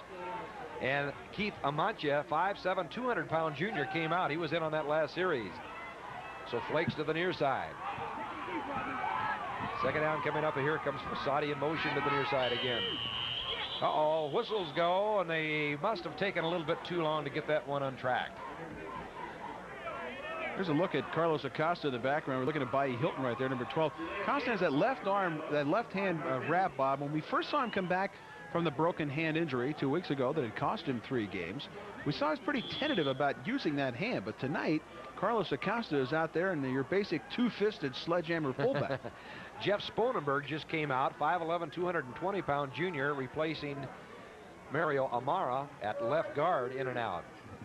Second down and 7 coming up. 9:28 to go, third quarter. Freddie Edwards over the left side. Boy, he runs it hard on a slant play. Got in behind Bergener over there in Amaro. Just blasted his way for a good gain. Linebacker Rich Gutierrez, number 9, slides across and holding on for dear life around Freddie's ankles. Well, look at the way Acosta clears everybody out in front. What a fullback in front. Well, you've got a real thunder and lightning combination in that backfield now with Carlos Acosta healthy. He can hit you with the hard stuff, and then Freddie Edwards can give you that finesse. Bergener says he wants it to come over his hole. Freddie Edwards, oh, he's hit at the line of scrimmage. Now he's ganked, but he just struggles ahead and takes 4 guys with him for about a 2-yard gain. And he's very close to the first down because 2 yards was all he needed. Looks like it's going to be a 4th down. He will be short of the sticks, but watch again how he makes something out of nothing. He's 3 yards deep in the backfield, and it takes 4 Centurions to finally corral him. It'll be 4th and 1. Excuse me, Bob, and we'll see what happens here. Hey, Westberg's in now. This will be a treat at fullback, and they might not see him back there. He's only 5'4", 145 pounds as a fullback, and by the time he's in their backfield, he might be gone. Well, Peter Holt deploys in kicking formation at the right side of the screen, and let's see what Thunderfoot comes up with here, working with less than half a field. Oh, a fake. Dreyer picks it up, fumbles the ball, down he goes. Oh, and Flakes comes up with it. Can you believe it? Down the sidelines, and he's hit down. Incredible. But Holt is down at midfield. I'll tell you what, there was a case where lining up the kicker, Peter Holt is still down. He was hammered by Jeff Minta, number 44, but instead of going for the football, Minta went for there's the Statue of Liberty with Dreyer. Dreyer gets hammered, and then boom, Minta drops him, but he doesn't pick up the football. And there's Rodney Flakes. Rodney on the spot. Big first down all the way down to the Saugus 30-yard line. But the question here now, Bob, this is Peter Holt again. They run the Statue of Liberty. Dreyer drops it. You saw it was good coverage that time by Chris Finnicle, but here comes Rodney Flakes. And he runs 25 yards for a first down, or I should say 30, nearly 30 yards. Good, Peter Holt is up and coming off the field. Remember at the end of the first half in the Palmdale game, Bob, he got hit, and I saw his father a couple days later. He told me they had to go for x-rays of his of the shin. They thought there might have been a fracture there. Well, I tell you what, that's a leg that could walk Peter Holt to a college scholarship. He wants to make sure he keeps that healthy. That's good to see him come off on his own. First down thanks to Rodney Frakes. So here's Freddie Edwards blowing over the right side, spins and turns, and he's very close to another first down. About a 7-yard run there. Well, there's a first key play of the second half, and the Lopes are the ones that come away with the football. Saugus could have had a big play on special teams and had the ball down near the AV44. Instead, they're being back toward their own goal line with 7.5 minutes left and already trailing by 16 points. And Brian, if they hang onto this ball right here, they could just literally run that clock out. Just control this football and get first downs one after another. Hilton to Freddie Edwards over the left side. This time they stand him up, but he still struggles ahead. He's very close to the first down mark. Bob, I had a chance at halftime to talk with Bob Condota, who is back in the Daily News Bureau, Los Angeles Daily News Antelope Valley Bureau here in Lancaster doing sports. It's great to see him back. He was telling me, of course, he is a proud Washington State alumnus, and apparently Freddie Edwards has selected 3 of the recruiting trips he'll take. One to the University of Washington with Tommy Smith, no doubt, as a tour guide. Yeah. One to Hawaii, of course, and the other to Washington State. Oh, boy. Bob's been a good influence, you Cougar fans. Maybe I could get him to go to Nebraska, huh? Freddie Edwards over the right side has the first down deep inside of the Centurion territory. At about the 17, 16-yard line or thereabouts. Boy, I'll tell you, this guy is just flying tonight. I'll tell you what, Bob, if you were Mike Watner or Matt Speranza, the inside tackles, or Reno Peralta and Chris Finnicle, the defensive ends, you've been chasing 15 outside all day. Here's that license plate running away from you. You figure, I only wish I'd get a shot at him. Now he's running inside, and he's running people over. So for Saugus, it's a case of choose your poison. All right, it's first down, but he's been getting them all night here. He'll hand off to the Bull. Acosta bangs it straight ahead, but they straighten him up short yardage on the play. But boy, that is just softening up the defense. Good job up by Watner that time, staying home. And you know the Lopes are doing a good job offensively in blocking schemes, because we have not called John Lapata's name very much tonight, the middle linebacker, number 33, who is a leading tackler on this Saugus defense. The secondary people and the outside linebackers, Pat Gamble, Jeff Mitta, and Rich Gutierrez, number 9, are the ones who have to step up and make the plays. Jason Clark having a great game tonight, firing off the football, snapping it to Bailey Hilton, and making big blocks right up the middle, and of course 2 big fumble recoveries. That's right, doing great. 5:37 to go, third quarter. 33-17 Antelopes. Masadi in motion to the near side. Hilton fakes a pitch, gonna throw, swings one out there, caught by Flakes. Flakes jitterbugs his head, and boy, he's still going, and down he goes near the 9-yard line. Great job by Rodney Flakes, the leading receiver for the Antelopes, coming into the ball game with 24 catches. That's number 25. Nice play fake, and the tight end then circles back into the flat here, makes the catch. Boy, there's a nice move by Rodney Flakes. Scott Johnson, number 22, had an angle on him. Flakes simply made him miss. Third down and short from second and long.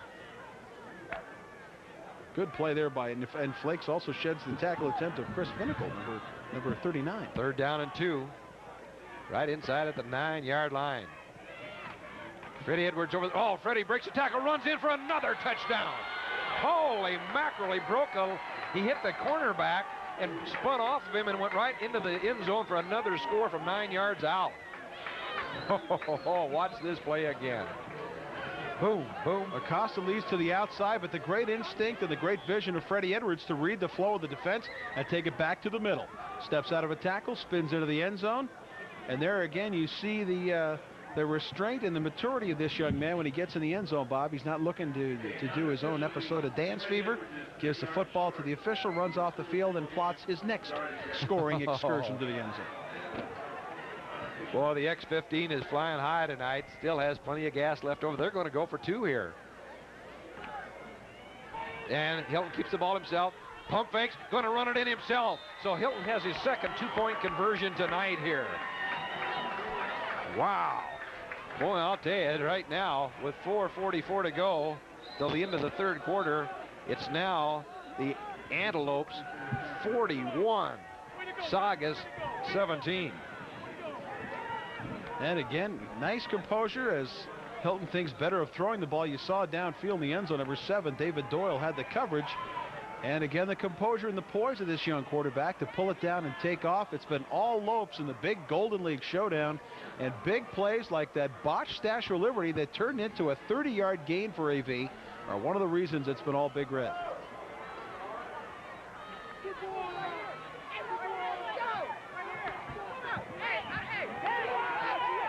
Peter Holt will have the kickoff here.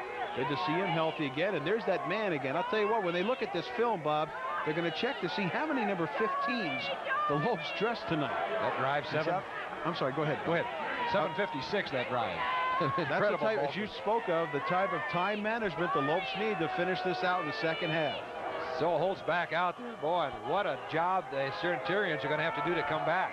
High driving kick, and that's going to go over to the fairground. Way over Doyle's head. Man, oh man, you talk about being injured on that last play. Comes right off there and just kicks it out of sight. He did the same thing in the second half at Palmdale 2 weeks ago. He stepped out and kicked one off in the direction of Acton, I believe, with his first opportunity in the second half. I'll tell you what, they can't say that the kickers at AV aren't tough. This young man has absorbed his share of hits, too. You remember when Harold Barkate played out here? Of course, he was the linebacker, too, and also the fullback and all that. That's right. And Harold used to look forward to get contact on those kicking plays. When he went to UCLA, he just wanted to get in on those hit drills. Pass out here to Cruz. Cruz is going to be hammered down at the 29-yard line on some heavy traffic he ran into out there. And another guy that's a tough physical presence on the sideline, Todd Post, right in the middle of that play. I tell you, Todd didn't give any ground as they came after him. Watch the job Fasati does is coming up quickly, and Dreyer right there. Fasati nails him first, and Dreyer helps out to finish him off. Simple hitch play to Cruz, steps outside, pick up a 9. You know that Cowan's going to be throwing all the rest of this second half. Count on it. Except there's the handoff to Doyle. Doyle is trapped. He's going to be hit down. Can he break up field? No, I don't think so. There's too many red uniforms out there. Down he goes near the 26-yard line. And again, marvelous pursuit and marvelous discipline so that not to allow cutback lanes for David Doyle. That loss is all the way back to the near the original line of scrimmage. A loss of 8 back to the 21. You see there, Chris Walters, good play to hold him up. And then the force coming up from the corner in the Learjet. Richard Lear, number 25, around the ankle. Brian, what in the world do you think Nuke might have said to those guys at halftime? Well, I don't know, but Nuke, ever this fashion plate on the sideline now, modeling that new silk Lopes jacket. I'll tell you what, they're really sartorial, these Lopes coaches this year. There, Cowan has the ball on his hip. He's going to go downfield. Oh, and Fasati's right on top of him and rode him down. But the man hung onto the football. It looks like it might have been Bobby. Jason Bobby, nice catch across the middle. I'll tell you what, Bobby Cowan is not doing his receivers any favors with these high throws and these carnivorous Lopes downfield, looking for kind of a target-rich environment down there. I better go to back, but they're holding on to the football. That's to the credit of those Saugus receivers. Carnivorous? Heat-seeking. Okay, well, let's call him. Boy, Fasati made him pay for that one, though. Here's the handoff. They go to the end, half back around, and that looks like it's Minkler, but he's going to be trapped for short yardage at the very best. As once again, it looked like good job out there by McQuown. Again, just a reminder, Bob, Cowan is over 130 yards passing for the football game. Wingback Minkler with the handoff, and there's Chris Walters crashing from that right defensive end spot. Get him around the legs. Walters not the biggest defensive end of the block. As a matter of fact, he's not in the top 20. 5'6" and 160 pounds, but they're all tough pounds. At the 45-yard line, 2nd down and 5 for the Centurions. Cowan back to throw, comes out of the pocket, being flushed, throws out here. Oh, what a nice catch by Hodge, but he hurt his leg, came up limping. Fasati and Dreyer banged him out of bounds, but Hodge showed great composure snagging that aerial. Good mobility by Cowan to get outside. There really hasn't been that much pressure on him tonight. Much of a pass rush by the Lopes. They've been content to sit in coverage, and they've done a fine job in coverage. But there is a 3rd and short situation, and at this stage of the ball game with 2:57 left, you're looking at 2 downs to get these 3 yards anyway. Hodge is definitely lame out there. I think he pulled a hamstring slightly on that. He limped back to the huddle. It's going to be 3rd down coming up. They fake to Hodge, and he was definitely limping when he came back in that fake. Cowan throws downfield. The man is open. Caught for a 1st down. Boy, what a job out there. Way downfield, and it looks like it might have been Hines again, the tight end, Scott Himes. Boy, did he get open. Boy, you got to like this passing scheme that Jack Bowman has. He's got his tight end catching the ball in the flat across the middle. This time he sends him deep, and there's that man again, Freddie Edwards, to save the Lopes from a touchdown there. The X-15 caught up with him. And the gain is 20, it looks like 26 yards. It's 1st down inside the 30-yard line. How many sorties he's been on tonight, do you think, defensively? All right, 1st down. Centurions, they're not giving up at all. Boy, what a team. Alley-oop for the end zone. It goes complete. And he got out there in double coverage. And again, this was going to be the wide receiver, Mike Cruz, at 6'1", 170-pound senior, but he had double coverage with the jet was out there in the X-15. Well, he also, we see there, Bob, he broke the wrong way, as that was simply going to be a streak for the end zone. He broke the pattern off to the inside. It may all be academic, though. There's a flag resting near the 30-yard line, and Lynn McClung, our referee, is conferring with Carl Taylor about how the Lopes would like to assess this sanction against Saugus. James Haywood, 5'11", 251-pound down tackle next to O'Mara, came off the field just now. Well, I guess that, I was going to say that flag might have been thrown by mistake, but no, now they mark it off. I believe it was holding. And it is holding. There's our referee, Len McClung, and Art Salazar. Again, we appreciate that visual aid on those calls by the officials, which he dropped off before the game. Art Salazar also officiates basketball and baseball, Bob, so he earns it when he's out here calling baseball games in the spring around this place. Cowan back to throw, fires one over the middle, it's caught. Right at, oh boy, Doyle was really hammered, and they could have had another flag because somebody came in there and really punished him. I think Eric McQuan might have got the worst of that collision, though. Watch it again. Doyle in the slot, simply runs across the middle. Nice catch behind Sheely, and then bang. Heads get hit. I think that was Harvey and McQuan who knocked heads, symboling each other. And a nice pickup, Bob, as they pick up 13 more yards instead of a 2nd and 7. Down to the 21-yard line. Well, these Centurions, they're marching right down toward this end zone. Harris Cowan rolling out of the pocket. He could run it, but he throws it back over the middle, and it is caught. Boy, these guys have some good hands. Again, Jason Bobby in heavy traffic did a sliding catch. Nice comeback to the quarterback, and he cradled a football for a first down at the Lopes 10.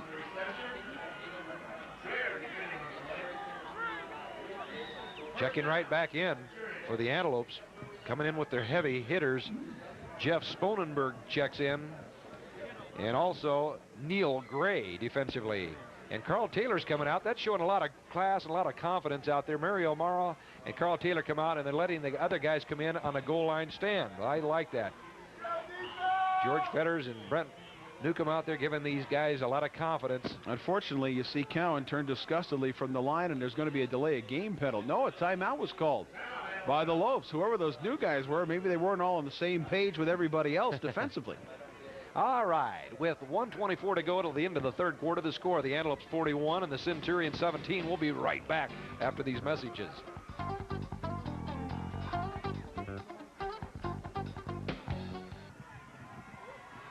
Saugus with their hands on the ball. We have 1:23 to go, and they'll just try the left-hand side, but just kind of like a snowplow over there, Brian, as everybody got into the act on that drive.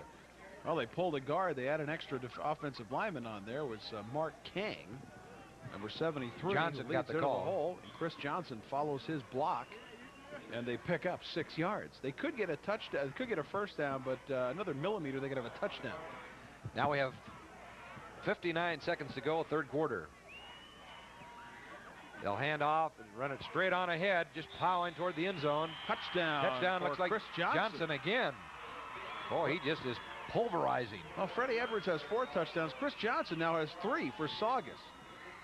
A 4-yard touchdown run, his 3rd of the night. And boy, nice piece of running and good drive off the football by that Saugus offensive line. Sean Stewart, the guards Troy White and Hung Ming, number 55. We had Chinese food last night. Really good there, Brian. Well, the only problem is this young man keeps coming back for more. He's still hungry. Still 4 hungry. downs later. It's down, up, and the kick is high enough, far enough, and Chilton has another point after. So now with 50 seconds to go till the end of the third quarter out here at Mays Field on homecoming night, 41-24, the Antelopes still lead the Saugus Centurions. And how does that make that play look, Bob, where they made the mistake on the Statue of Liberty play? The Lopes trying to give it back to him, and Saugus said, no, that's okay, we'll be gracious guests. Big play in his ball game, because that was an extra 7 points, and that would make it a 10-point game.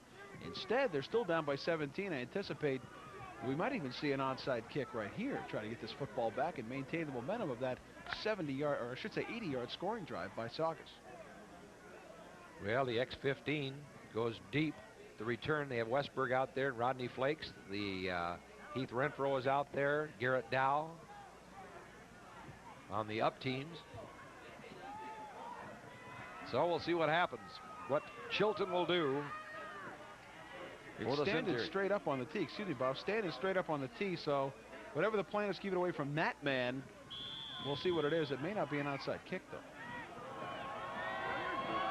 Now they're booting it deep. Freddie Edwards fields it on the goal line and fumbles it ahead. Gets in behind a wall of blockers. Breaks out of the clear. He could go all the way 100 yards. Holy mackerel. Can you believe it, Brian? Well, I hate to say I told you so, but I told you so. You don't kick it to that young man. 100 yards, he fumbled it right on the goal line and fumbled it forward, picked it up, and went all the way up the middle. Freddie Edwards with his 5th touchdown of the night. And watch this here. Drops it, picks it up at the 5. There's the wedge. And there goes Freddie. The X-15 just off of the carrier, coming in for another sortie. I tell you what, this guy wouldn't need an airplane to drop him for supersonic flight testing. He just generate his own energy. Peter Holt will try to make it 48. A high snap, kick is up, it's high enough, far enough, it's over there in the weeds, and it's good. So now, with 39 seconds, talk about answering right back, Brian. Bob, if we were at the Olympics, Freddie Edwards would have to go to doping control right now. I'm telling you. This is simply a absolutely unconscious evening by Freddie Edwards. 100-yard kickoff return. And that makes it 48-24 Lopes.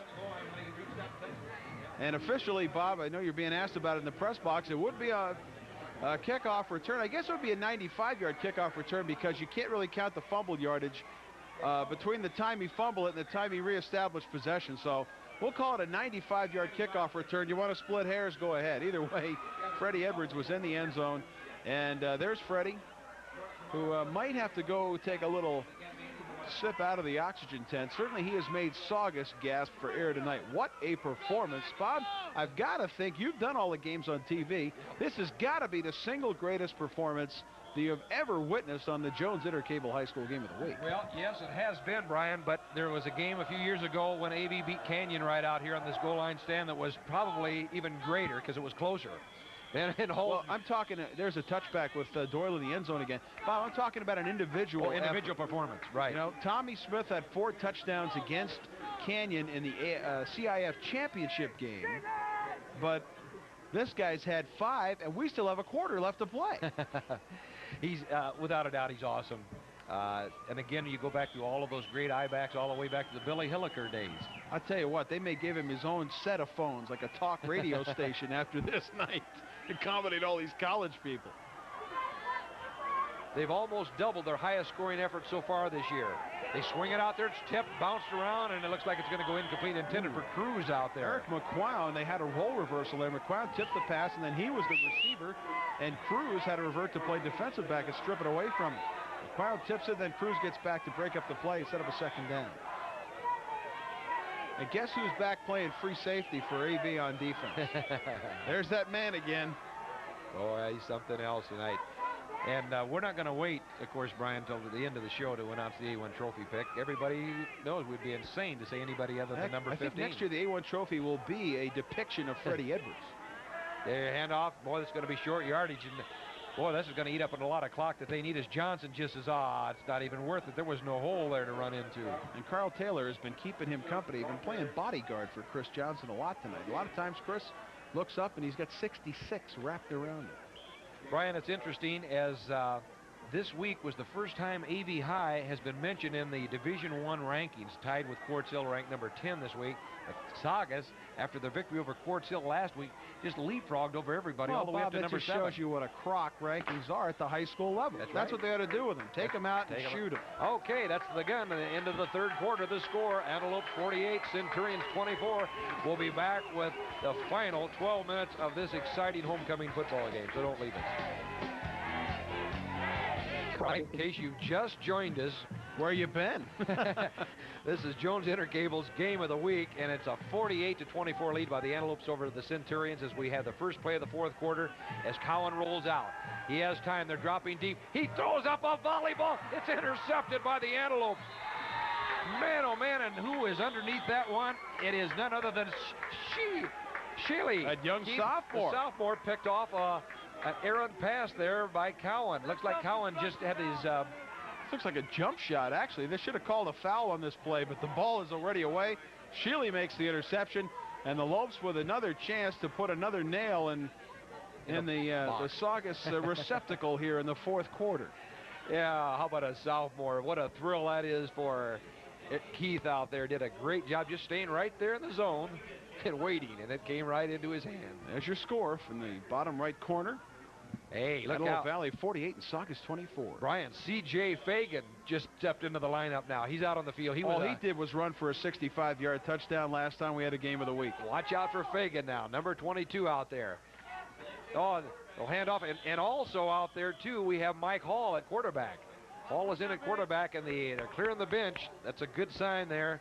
Keith Amancha out there. Freddie Edwards, though, comes back in. Well, now that means we have Hall at quarterback and Hall of Fame at tailback. Todd Barnes checks back in. Also, Graham Hill wide to the near side. Barnes to the far side. Freddie Edwards stays in behind Westberg. They go to Freddie Edwards. He blows over the right side. Goes toward the end zone. Hit down at the 7-yard line. He almost broke it again, Brian. Well, I hate to sound redundant, but Freddie Edwards. That's the headline. That's the game story. That's the postscript. That's the agate. That's the box score. That was his last run. He comes out of the lineup now, as does Acosta in front of him. I'll tell you what, next week's rankings, you might see for the first time an individual player listed. You might see Freddie ranked just ahead of Saugus. All right, they're down near the 7. Hall hands off, banging straight ahead. Short yardage, maybe down near the 5-yard line, and it looked like it might have been. It was McQuown that time. Eric McQuown got the call there from the fullback position. And this is a great opportunity for AV, and Brent Newcomb rightfully so availing himself of it, Bob, to get some quality playing time against Saugus's regulars for some of the young men who don't get to play a lot. And this will only pay benefits down the road in these final 2 league games and then the playoffs. John Alvarez in there offensively now, and also Mike DeAndrea. He's in there. Hall hands it off over the left side. Fagan is blasted when he turns the corner, and he's hit down near the 5-yard line. Well, I'll tell you what, with an armful of jersey there was linebacker Jeff Minna, number 44. The Lopes had some tearaway jerseys. Watch that there. You see Fagan gets grabbed in the back of those 2s. He might have been off to get a touchdown. Justin Milligan out there, too, as a guard. There's your quarterback now, Mike Hall. And Ethan Smith is also out there as a lineman. Mike Hall, 5'5", 145-pound junior. Much like Bailly Hilton, he's a 5'11", 160 pounds, and good playing experience here. And again, you see the class and the grace amid victory of Brent Newcomb as they simply run the football here, although watch them throw it now. Ball is handed off to Fagan. Fagan is running toward the end zone. He throws a shoe and he scores a touchdown. He's already in there. No, it's McQuown. Eric McQuown made it in there. Eric McQuown. And they're now up over the 50 mark, and this is doubling the score, the highest one they've had this year, which was against West Bakersfield of 28 points. Well, he loses his shoe, and he's losing part of his sock, but Saugus is losing the football game and a little bit more because of Eric McQuown's 4-yard touchdown run. And the Lopes now threatening the speed limit. It's 54-24. Brian, this game is now out of reach, so we know that the Antelopes have clinched a CIF postseason playoff berth, which didn't come last year. I tell you what, Saugus has tried everything. They tried to undress these guys. They've tried to hit them. They've tried to follow Freddie all over campus. Nothing has worked tonight. A compelling performance by the Lopes of Antelope Valley, clearly demonstrating who is the power in the Golden League in 1991. Hey, we have a new kicker out there. Is that Flakes? Rodney Flakes is out there to try the point after. Well, he's a 44 caliber, right? They throw a tee out there. Yeah, Rodney, let's get things straight here. You kick it off a tee at this level. That's all a new experience for all of them. There's C.J. Fagan. Eric McQuown out there, he threw a hoof. He only needed one shoe to get in the end zone. Fagan is wide right. Does he expect maybe a fake pass, and maybe Flakes is going to throw to him? Now Fagan goes over and sets up as a blocker. It's down on the tee. Flags are down. Flakes kicks it up high enough, but it looks like it's wide left, but a flag is down. It's a procedure penalty against the Lopes. I suspect they will decline it, and the kick is no good. And it is 54-24. Bob, when's the last time the Lopes broke 50 points in a football game? Well, they sure haven't done it this year or last year. It's been quite a long time. You know, as you were here 2 years ago, CIF title game against Canyon, and Tommy Smith had a wonderful night. Wake the echoes and legends of Lope lore past. A pair of 3 and 7 seasons the last 2 years, very uncharacteristic for AV. But here is the message of Antelope Valley's football program: is they learn from their mistakes. And all those tough losses last year, now that tough, hellacious pre-league schedule this year, simply has molded and smelted what looks like another Golden League champion for Brent Newcomb. It would be his first since 1986. That's right. Well, as you indicated, Brian, last year they had an awful lot of heartbreaking losses right down toward the end. Even in the Canyon game, they couldn't get lined up in time to get the field goal team on, and they let the clock go out. And the night, of course, that Palmdale beat him over here 14-7. Freddie Edwards sat that game out. Unfortunately, he was caught retaliating in a fist-swinging episode, and they could have won that game, too. So you think any of those kids worry about those games now, Bob? They are loving every minute of homecoming 1991. The Lopes making a homecoming, maybe, to the Golden League penthouse suite. Freddie Edwards closing in on a 300-yard rushing tonight and 5 touchdowns. Incredible performance. He had 4 touchdowns last week.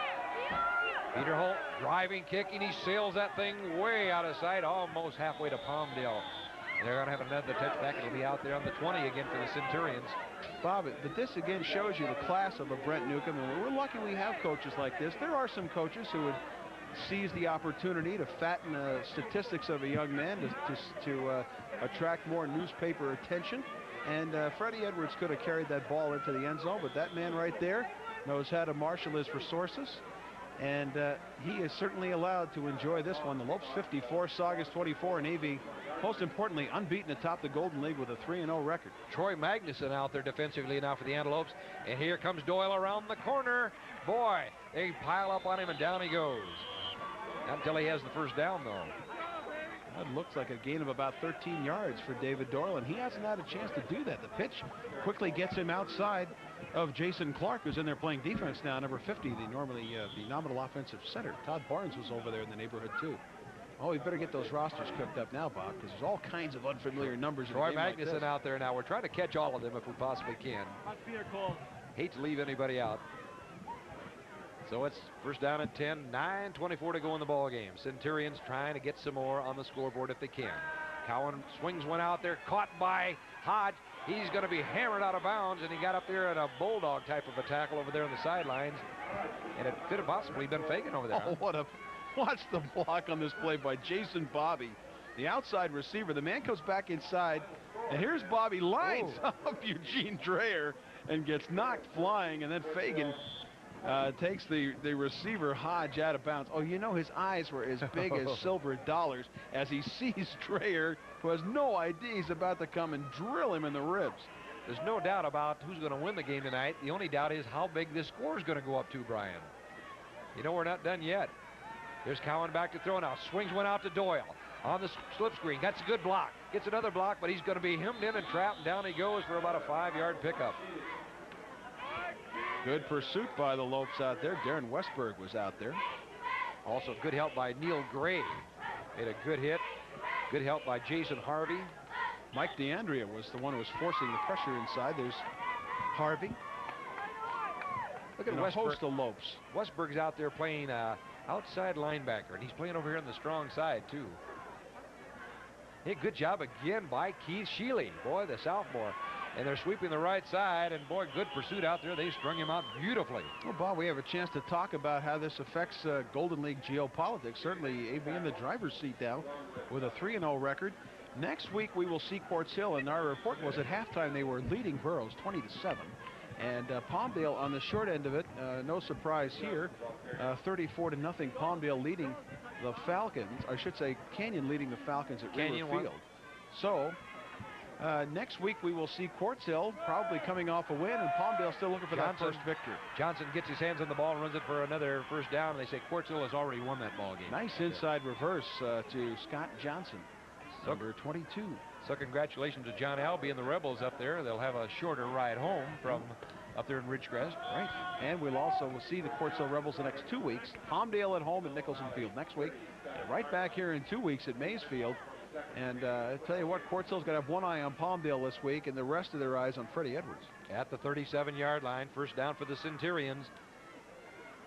Pride is at stake right here as they want to get some more in the end zone.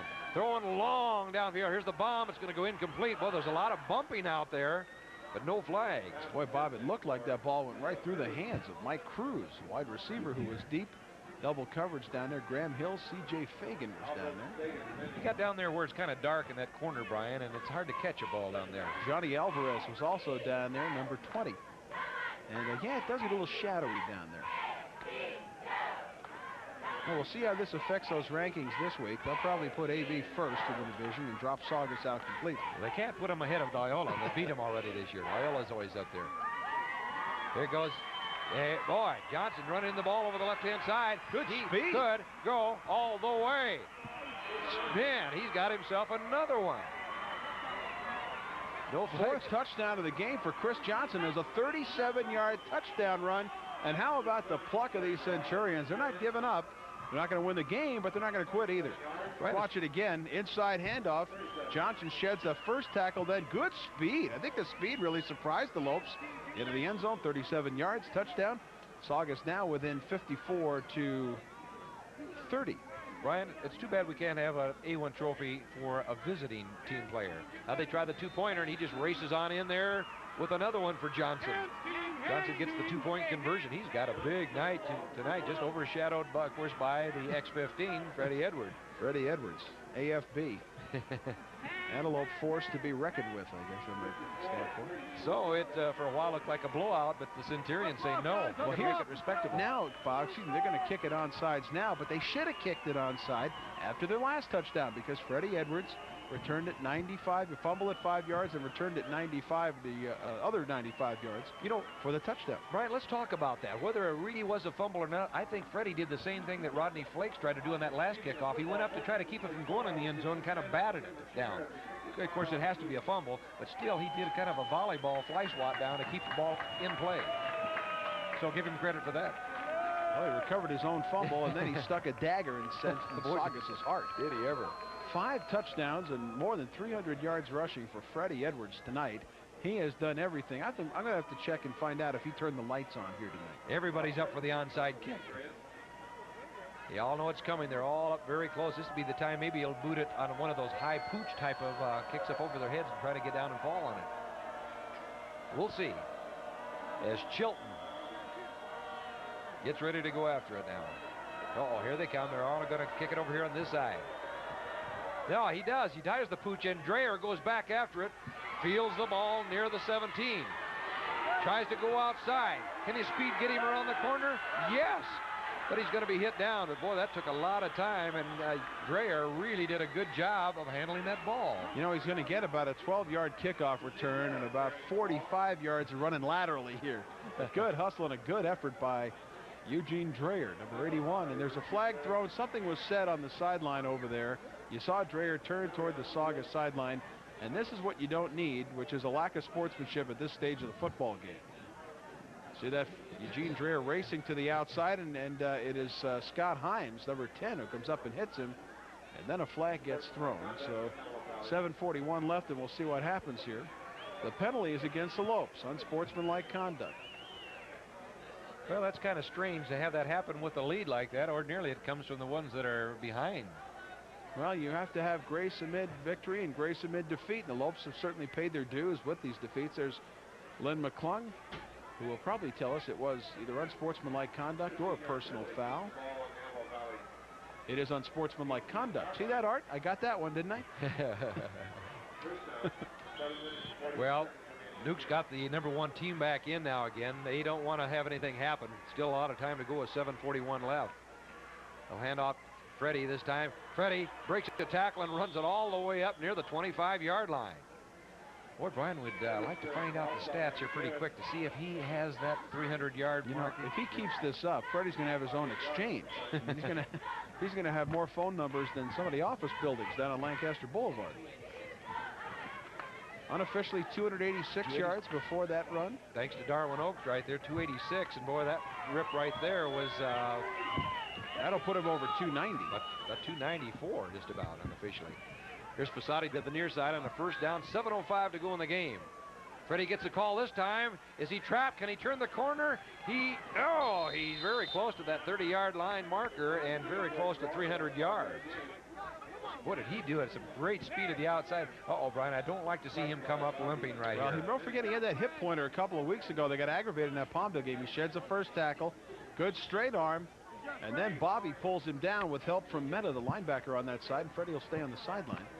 Yeah, I would you never can't blame the poor guy if he's going to hobble a little bit with the job that he has done this evening. A 300-yard night, unofficially right at about now. I wonder if he might have been returned to the game just to get across that particular hallmark of rushing yardage. Could be. Very close to it now, unofficially. Uh-oh, Fasati was coming back in motion, and they say somebody moved over there, according to the field judge. You're looking at big Heath Dilger there, number 79. 6'3" and 265 pounds. And he's got Carl Taylor next to him. 6 foot, 253. Mario Amara, number 74, 6'1" and 231. And Jason Clark, nice setter, number 50, 5'10" and 225 pounds. There's big Heath Dilger. He's had a fine game tonight. Somebody's got to make that room for Freddie to make all these fireworks go off. 3rd and 19. Hill in motion to the far side. Draw play. Here comes Fagan. Boy, he breaks a couple tackles and runs it all the way up near the 33-yard line. And now, actually, I think it was Eric McCown. I know it's hard to keep it track of him because he had both shoes on that play. That's right. No, it's easy to get him confused. By the way, Eric McCown has 2 touchdowns in this game. One rushing, the other one through the air. And on one of them, he only needed one shoe. This time he keeps his footwear on. McCown having a big night, too. And Peter Holt, again on the field, Thunderfoot. 36.5 average. Here comes the rush. It's off a high one, way upfield. Hodge goes back. This time he catches it at the 25, slips. He's being trapped. All kinds of red jerseys around him. He turns the corner with his speed and hit down near the 35-yard line. 43-yard punt by Peter Holt and a return of 7 yards. Or I should say 12 yards on that play, Bob, by Hodge. And we have 5:22 left. We'll see if Saugus can get another consolation score on the board. 86 points in this game. I don't suspect that was the over-under as established in... I want to make a point about Anthony Peck has the notebook prep line, as he calls it, in Thursday's Antelope Valley Press in the high school football column. That is purely for fun. A lot of people think that's supposed to promote gamesmanship. It's not. Cowan throw. Oh, it's tipped. And it might be intercepted. Let's wait and see. I think Saugus has the football at the midfield stripe. Nice catch by Cruz. What a catch right in front of Fasati. Mike Morris, by the way, came out of the lineup just before that drive. A super catch by Cruz. Boy, and you talk about traffic here. Looks like he's riding a red wave. It's tipped originally there by Dreyer, and great presence of mind to Cruz not to quit on the football. And the gain is 16 yards out to midfield. Right on the midfield stripe. They pitch to Doyle. Oh, he runs by McClown. Runs by a couple. There's a late flag, and we might have a clip upfield. Well, we might have a face mask there. I wonder if that... I think the flag was thrown and then picked up by Lynn McClung and placed closer to the infraction, which might have been a clip. I wonder if he thought he might have had a face mask here. Doyle cuts it back upfield. He was caught for a loss. It should have been a loss, and instead turns it upfield, but the call is going to be against Saugus. Carl Taylor says, yes, we'll take it, sir. Yeah, march him that way, towards Saugus, he's saying. Want to remind you to stay tuned. Afterward, Bob McEwen will have the the Freddie Edwards A1 trophy presentation. Of course, our mystery guest will reveal his identity at that time. Yeah. And then we'll also check in with Jeff Biggs for the results from, there's Lynn McClung again. Flipping call, good call, Art Salazar. Bob. Yeah. And we'll check in with Jeff on the damage as Canyon takes on Palmdale. And we will see the Palmdale Falcons and the Quartz Hill Rebels on the game of the week from Nicholson Field next week. All right. Centurions back deep in their own territory again at 35. Cowan rolls out of the pocket. Being flushed to the right. Can they catch him? Throws long. One-on-one. Oh, and he made the catch. Super catch down there. And this one looks like it might have been Himes. The tight end, Scott Himes, did a sliding catch right on top of the grass there. 32-yard pass play, and how about this Bobby Cowan? He has absolutely no quit in him. Great pass. Inside the Lopes 35-yard line, and that was a pickup of 28 yards. I know Canyon has a fine quarterback, and of course Zeno you have Jake Harrell, and of course you have Hilton out here, but boy, this guy is something. Cowan throws over the middle. Tip. Caught again. Down he goes near the 10-yard line. Boy, man, oh man, is he throwing darts. And he has taken his share of hits tonight after releasing the football. Simple 7-step drop, throw across the middle on a slant. The tight end gets away, and the pickup puts the football all the way down inside the Antelopes' 15-yard line. That was a gain of 22 yards on the pass play, and for Cowan, well over 200 yards passing, and the best passing performance we've seen on the game of the week this year. Again, the catch to Scott Himes, the tight end. So here we go again. They're marching. They run him right up the middle, running toward the end zone inside the 5 at about the 4-yard line, and it looks like that untangling must have been Johnson. That was Chris Johnson again, just simple blast up the middle. That big fullback sheds a couple of blockers and then takes a couple of people for a ride. Of course, Carl Taylor was tailgating him there and finally was able to make the stop, but it'll be 2nd and 3 inside the 5. Chris Walters and Keith Shealy finished him off. So here they go. 2nd down and goal to go. They ram him over the right-hand side toward the end zone and as they untangle. Boy, they want pay dirt here. Nothing better to do. Well, you have to come away from this game feeling good about both of these teams. Quarterback Bob. keeper that time. Cowan, it looked like he was a little tired when he got to the line of scrimmage, but a quick count took off on the sneak. And they'll spot the football down near the 2-yard line. They'll set up a chance on 3rd down and 1 because they can get a first down without the touchdown. The Saugus is not going to win this tonight, but boy, I think they're going to make it pretty close. Well, they're going to prove that their season has not been some set of circumstances. Quarterback keeper again this time runs toward the end zone and touchdown. Touchdown for the quarterback, Bobby Cowan.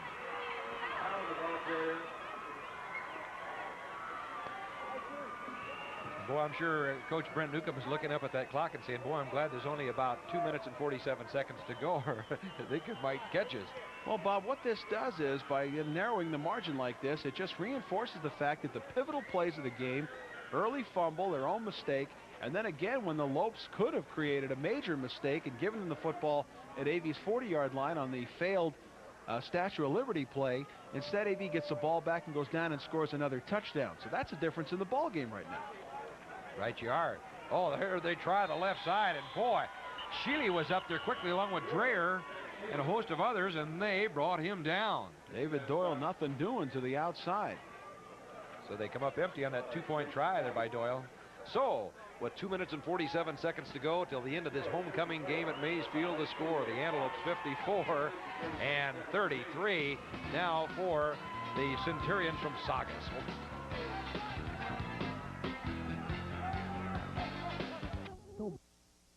Here we go with the onside kick one more time as Chilton. Now, will he try to pooch it deep up over their heads this time, or will they just try to bounce it up there and try to bang it off the front wall?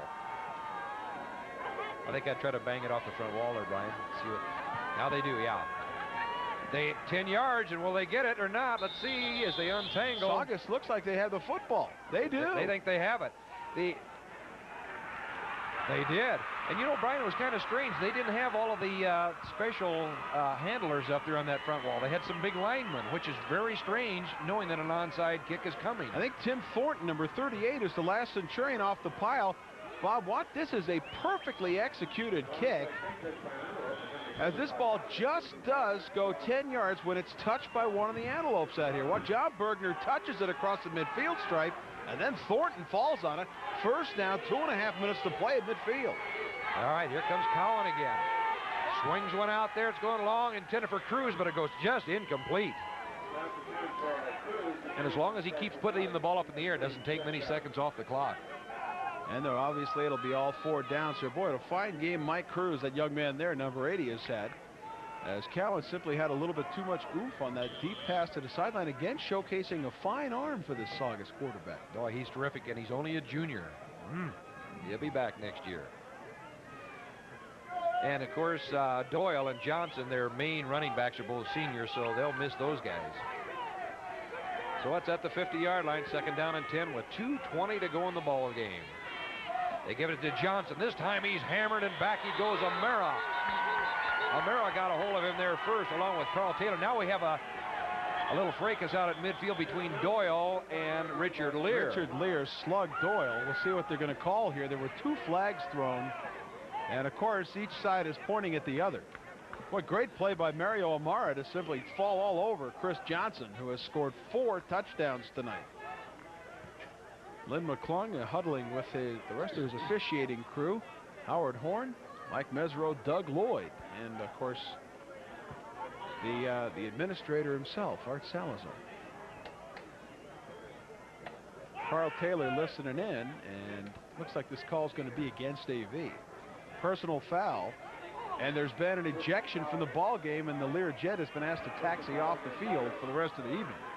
Yeah, he's 2:13 to play. He's been grounded.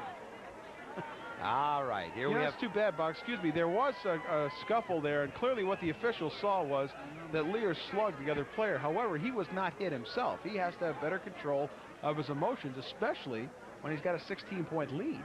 Well, Fagan stepped up there, says, I'll get in and play cornerback then. Well, there's no shortage of aspirants to play any position on this field tonight for AV, the way they've played.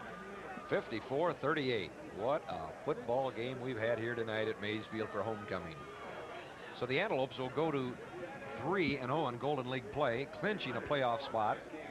Saugus will go to 2-1.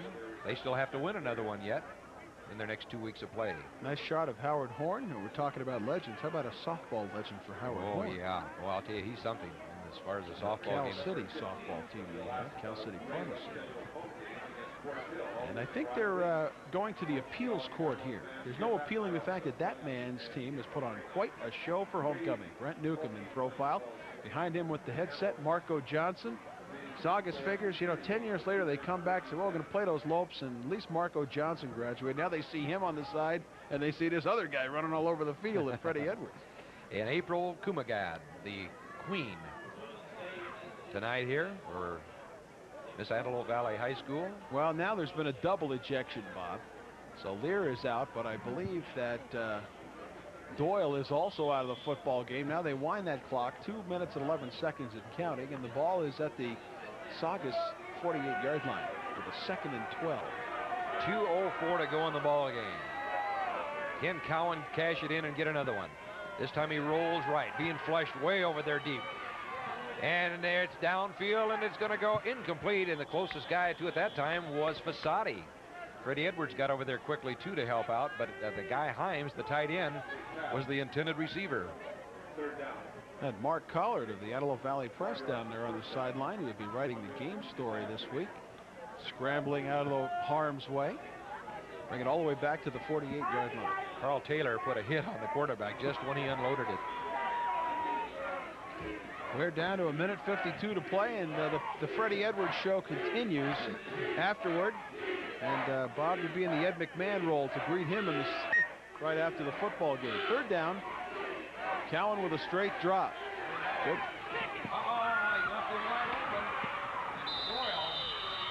Doyle made the catch, and he got in behind Fagan and made a super catch on the ball. 27-yard completion and a 1st down on 3rd and long. So there's no quit in this Saugus football team. They have nothing to be ashamed of. A couple of things they certainly will regret. A couple of big plays that could prove to be the difference in this ball game. They trail 54-38, but they are trying to tack on another touchdown here. What a fine game that young man, Bobby Cowan, has had, throwing for well over 200 yards for the Centurions tonight. Johnson with 4 touchdowns. He's the lone setback in behind him. Here's Cowan rolling right. He wants to throw. Throws over the middle. The man is open. It's caught. Oh, Cruz was the intended receiver, just out of his reach. It would have had 6 on it. Bob, the interesting thing here is the Lopes are playing all kinds of combinations downfield, expecting the pass. These Saugus guys are still getting open. This pass is open, but just overthrown over the hands of Mike Cruz. Fagan said, boy, I think I got a little burned on that one. You see from the reaction of Bobby Cowan, boy, and you saw the fans, they thought that was 6. Now we have 1:37 to go in the ball game. 2nd down and 10. It's going to be all throw right here. Setting 2 backs in behind Cowan now to block. Cowan drops deep now. Goes for the corner. It's going to go incomplete. Oh, it looked like it might have been picked off by an Antelope over there, but he might have been out of bounds. Well, the closest shirt to it was Mike Fasati, number 11. They were throwing deep down there for Jibri Hodge, number 4. Had Fasati caught it, he would have been out of bounds anyway, so it's academic. 1:31 left in the ballgame. And Bobby Cowan is making sure there will be no bullets left in the chamber when this game is over. 3rd down and 10. 1:31 to go in the ball game. You can hear a Todd Post Field microphone and camera picking up Brent Newcomb exhorting his defense. Bobby Cowan drops the throw, pump fake, goes over the middle. Oh, and it's almost intercepted. It went right by Sheely, and then Dreyer almost had a chance at it too, but it goes incomplete. Hodge was the intended receiver over the middle, it looked like. Good pressure. Lopes were sending everybody, and the 2 receivers ran deep across the middle. The pass just fell in front of them, but behind the other receiver crossing in the short route. Watch this blitz. Here come these red shirts. Amara crashing right up the middle. And incomplete, and it brings up a 4th down and 10 situation. Scott Hines, the tight end, comes back into the ball game, number 10. They'll send twins to the left side of the field. That's David Doyle and Mike Cruz. They need 10 for the first down. Cowan rolls out of the pocket right. He's got a blocker out in front of him. Throws for the end zone. It is going to be intercepted in the end zone, and it looks like it might be, was it Freddie Edwards? If it is, he's done everything tonight you could humanly ask. Yeah, I think so. We'll watch it again. Rolling pocket again. And good pressure by Bergner to make the quarterback throw it before he wanted to. And yep, there's that man again, Freddie Edwards. The X-15 even comes up with an interception. He got a pilfer tonight to go on top of everything else he's done. 300 yards and 5 touchdowns. Almost 100 yards. This guy could sell those Ginsu knives on the late news. I'll tell you what, he does everything. Slices, dices, scores touchdowns, intercepts passes, and makes quarterbacks throw their hands up in resignation. Well, there's a nice bit of sportsmanship as the Saugus players watching the Lopes run out the clock. 46 seconds and counting. And Bob McEwen is on his way to the field for the Freddie Edwards post-game show. You've been watching the Freddie Edwards show. There's Bailey Hilton. Mike Varsity brings in the play. The clock moving. 30 seconds. Lopes 3-0 and unbeaten atop the Golden League. And gritty performance tonight by Saugus, but some ball handling miscues that they will rue when they review this tape. Last play of the ball game now. Hilton takes a knee, sits down, and that's going to be it. We have 15 seconds. The clock is counting down. And talk about homecoming. What an auspicious evening and a homecoming for the Lopes. Unquestioned dominance of the Golden League with a 3-0 record. Let's listen to them count it down. Freddie Edwards, the story tonight. 5 touchdowns and 300 yards rushing. A 95-yard kickoff return, an 84-yard run from scrimmage, an interception. One of the truly compelling performances ever witnessed on a field that has been something of a storied meadow of Lope achievement. And Freddie Edwards takes his place in the AV record book, and the Lopes take their place in a homecoming of sorts, back atop the Golden League. 54-38, the final score, and the 2 top teams in the Golden League. Meaning for the handshakes of sportsmanship at midfield. Saugus will drop to 2-1 in league play.